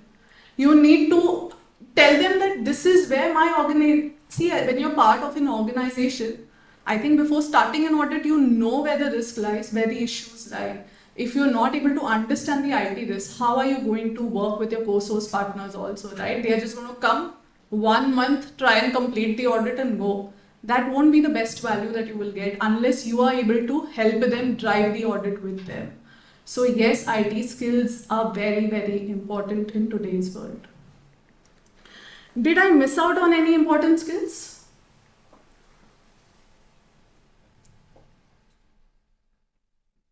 Yes, tell me I did. Is it done? We had so much expectations, remember? We saw that expectations growing, only these 10 skills will help.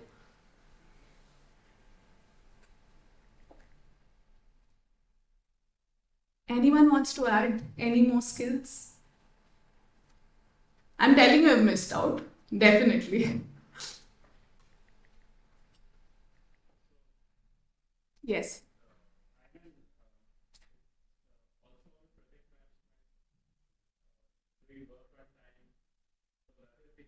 Yes. Yes. That's a basic requirement. Yes. Okay. I told you I missed out. That is why there's one more slide. What did I miss out on? Sounds familiar? How can we as internal auditors not talk about stakeholder management? Just to, charge everyone up.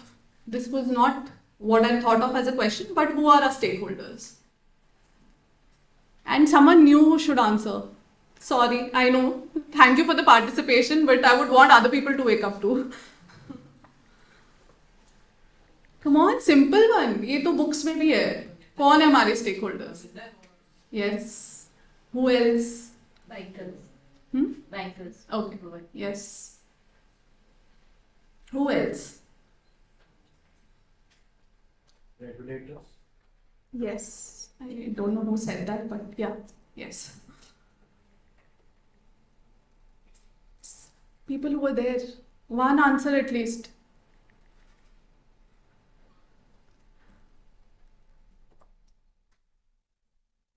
So our stakeholders are our business owners, statutory auditors, audit committee, independent directors, regulators, bankers. Anyone else that I missed out on? Investors, yes. Yes. So many stakeholders. How do we manage them? We have to manage everyone, right? We are one function who talks to so many people. Even the statutory auditors won't talk to so many people because finance पे वो डंडा रहता है खत्म कराओ audit. So finance supports. We don't get support. We have to all do all of this ourselves. So yes, stakeholder management is a very, very, very critical skill that is required, and I won't say it's a skill. It's a necessity. I'm not sure. I'm not getting the right word. It's a necessity. It's a prerequisite for any internal auditor to be able to manage stakeholders well. I have noted there are 6 different areas where I think stakeholder management helps. We can definitely after this talk about more. Inputs from you all will be appreciated. So effective communicators. I think this is simple one. I don't want to dwell into it too much in detail. Communication skills is, I think Ankit mentioned, it's a prerequisite. We can't do without a communication skills. You have done all the audit, you've got fantastic issues. If you can't go and present it, will that be agreed? And does it just get agreed by just presenting? No, right? There's so many rounds of discussion. They ask us, no, first whenever you go with an issue, ये तो issue है ही नहीं. ये तो ऐसे ही चले आ रहा है, कभी तो कोई प्रॉब्लम नहीं हुई, इसमें क्या प्रॉब्लम है? So that's what you get. So you have to be able to deal with your stakeholders, do those multiple rounds of discussions with them. Effective communicators, you have to even know what to speak in what forum, because we are speaking with so many different stakeholders, right? We are talking to the middle management who's actually giving us data, how to deal with them. Those are stakeholders. Then when we go to senior management, we can't go with the same level of preparation, right? It changes. We have to present differently to senior management. Then when we go to an audit committee, we have to present very differently to an audit committee. What would be the interest of the audit committee? So that comes the next, behavioral awareness of people and understanding of what they want. So behavioral awareness, how it helps. Say, you should, as we say, KYC, know your customers. I say, know your stakeholders. It's not just about knowing who they are, what they do. It's understanding their behavior. Only once you understand their traits, you will be able to gauge what kind of questions they can come up with. You have to go prepared, right? When you're going and challenging their work, you have to go prepared. So you should be ready. You should know what kind of counter questions can come in. Some stakeholders can be, some business heads will be, you know that they'll agree easily. Then you don't need to prepare too much. That saves your time. But there's some who will not agree at all. They will fight till the last, possible moment that no, this is wrong. For that, you have to be very ready with the counter questions, the impact, everything, risk, bring out the impact, all of it. You have to be ready. So behavioral awareness about a person really helps you deal with your stakeholders in a better way. Next is the knack to get work done. Does that mean only from your team? No. We actually give work even to our auditees, right? For our auditees, it is such a work to give us data, to give us response to queries, response to our observations, to give us management action plans. This is work that we are getting done by them, and you would always hear this, right? We have our regular work, we don't have time for audit. So when we're giving work to someone, we should know even how to get work done from them. So here, one thing, my experience, quite some years ago, there was one client that I was working on, and it was an extensive SOX IFC assignment. So that requires a lot of data collection, collaboration, all of those efforts. And there was this one person in finance controllership team who had a good influence on people around. There are generally people who have a good relationship with business owners also. So, but the knack to get work done through him was, if you have a half an hour meeting, first 20 minutes just talk random stuff. Talk about life, talk about maybe current affairs, talk about anything, just go have coffee, anything random. In the next 10 minutes, he'll get your work done. He'll make some calls, he'll write some emails, but your work will be done. So understanding that knack, we want to get our work done easily. We have to understand how to get work done, and each individual is different. Same technique will not work for everyone across the board. So know your auditee, know your team individually, and accordingly you can get work done from them. Building collaborative relationships. Yes, we all need to build relationships. Collaborative relationships, how do they happen? Just by going and bringing issues will not be. So simple thing, you're not doing an HR audit. Somewhere you're talking to some HR person, maybe for an appraisal process or anything, being a head of your team, and you realize there's an issue in the HR process. Will you make notes of it and wait for an HR audit? No. How collaboration works, you tell them the issue there. They see that you're not doing it just for an audit perspective or an audit purpose. You're not achieving anything by telling them the issue. In fact, that's 1 point less in your audit report. But I've had this experience recently when I pointed out something to the HR team, and after a few months she came back and told me, Hiral, I've implemented it this year. Thank you for letting me know. We could improve on it. I said good, but I reduced 1 point from my report. But that's a relationship. Now when I go to her, we have a good bond. She knows that I'm here to help, not just try and build points for myself, right? Networking. Why is networking important? To get a job? To get some additional work, new clients? Is that why networking is important? Any thoughts? How else can networking help?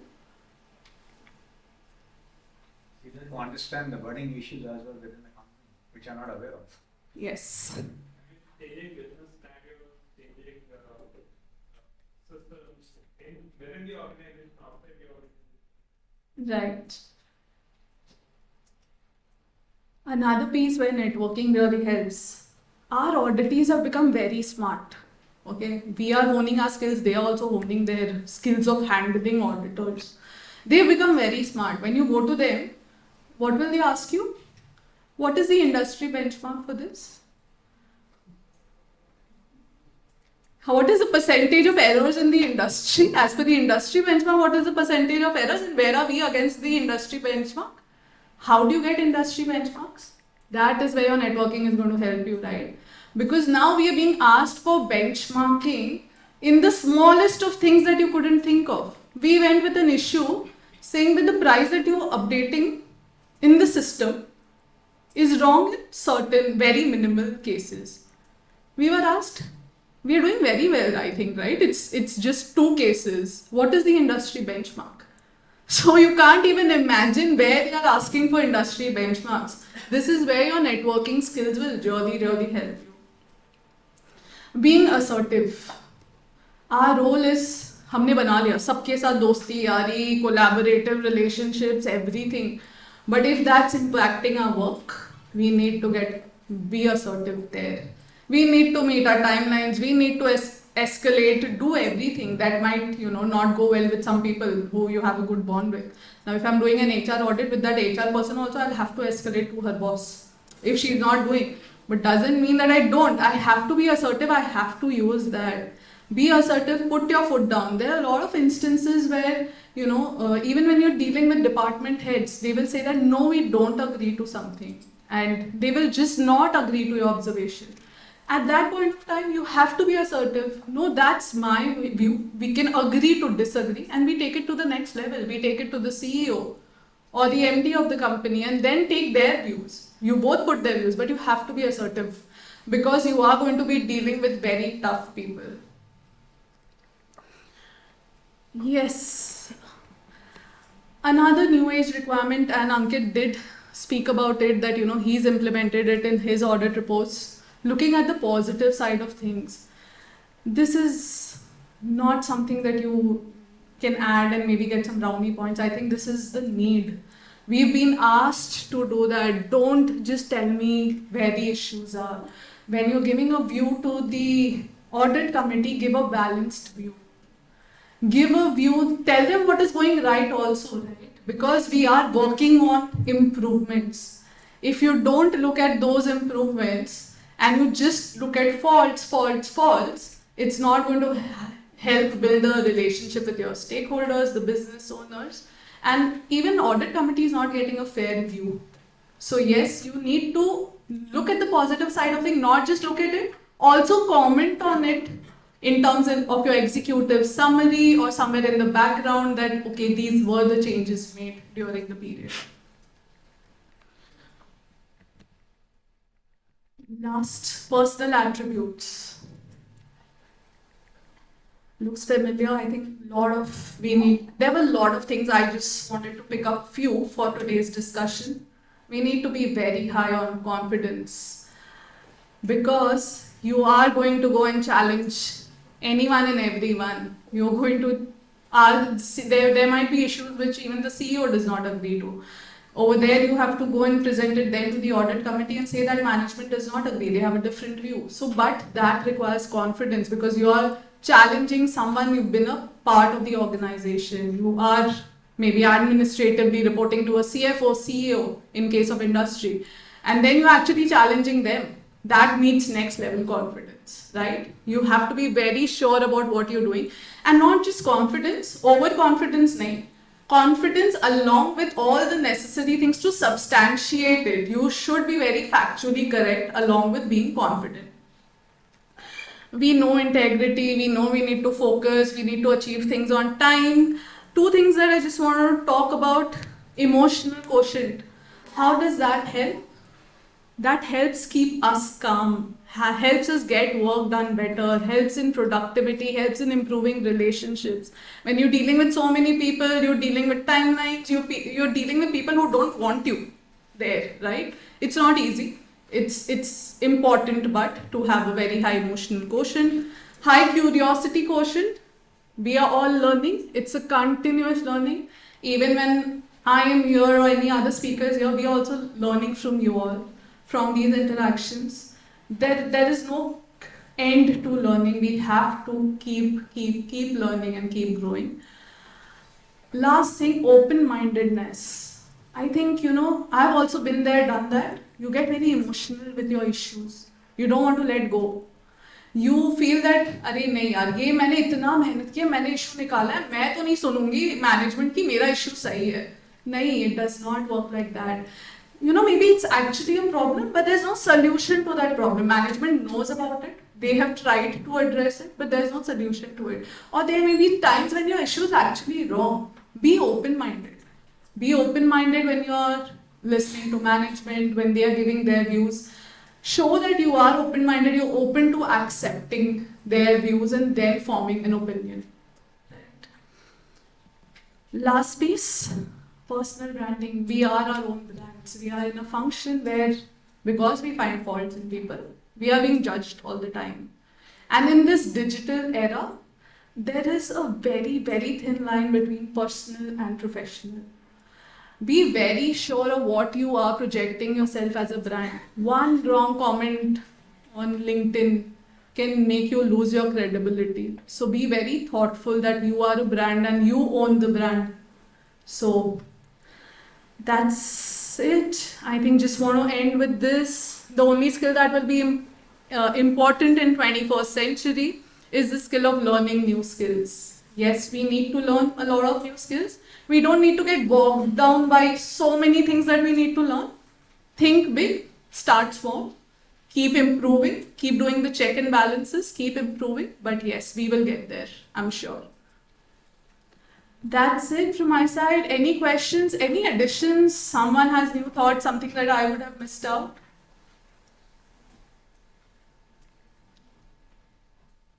It was quite good. I would say it was quite comprehensive, especially the last two slides where you added, which is a slide you have missed. Like, it was very good. Thank you. Any views, any thoughts? Very well. Thank you so much.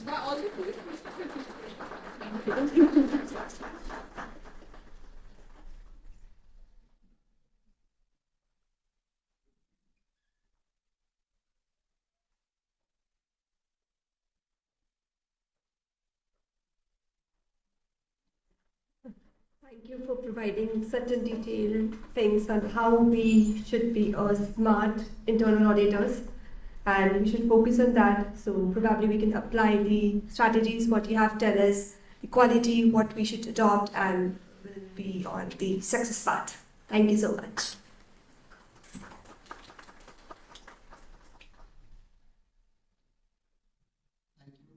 Thanks for the Manoj, Ankit, and Hiral. Thanks to my colleagues at Tata also for coordinating all three of them and getting them here, and to both the coordinators. Thank you all. Thank you.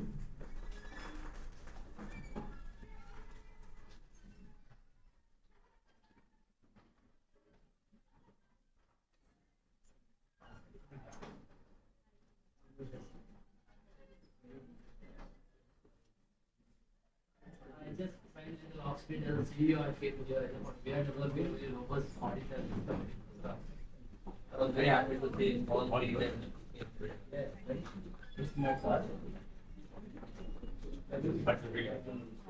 Hi. Possibly we can connect something and just share.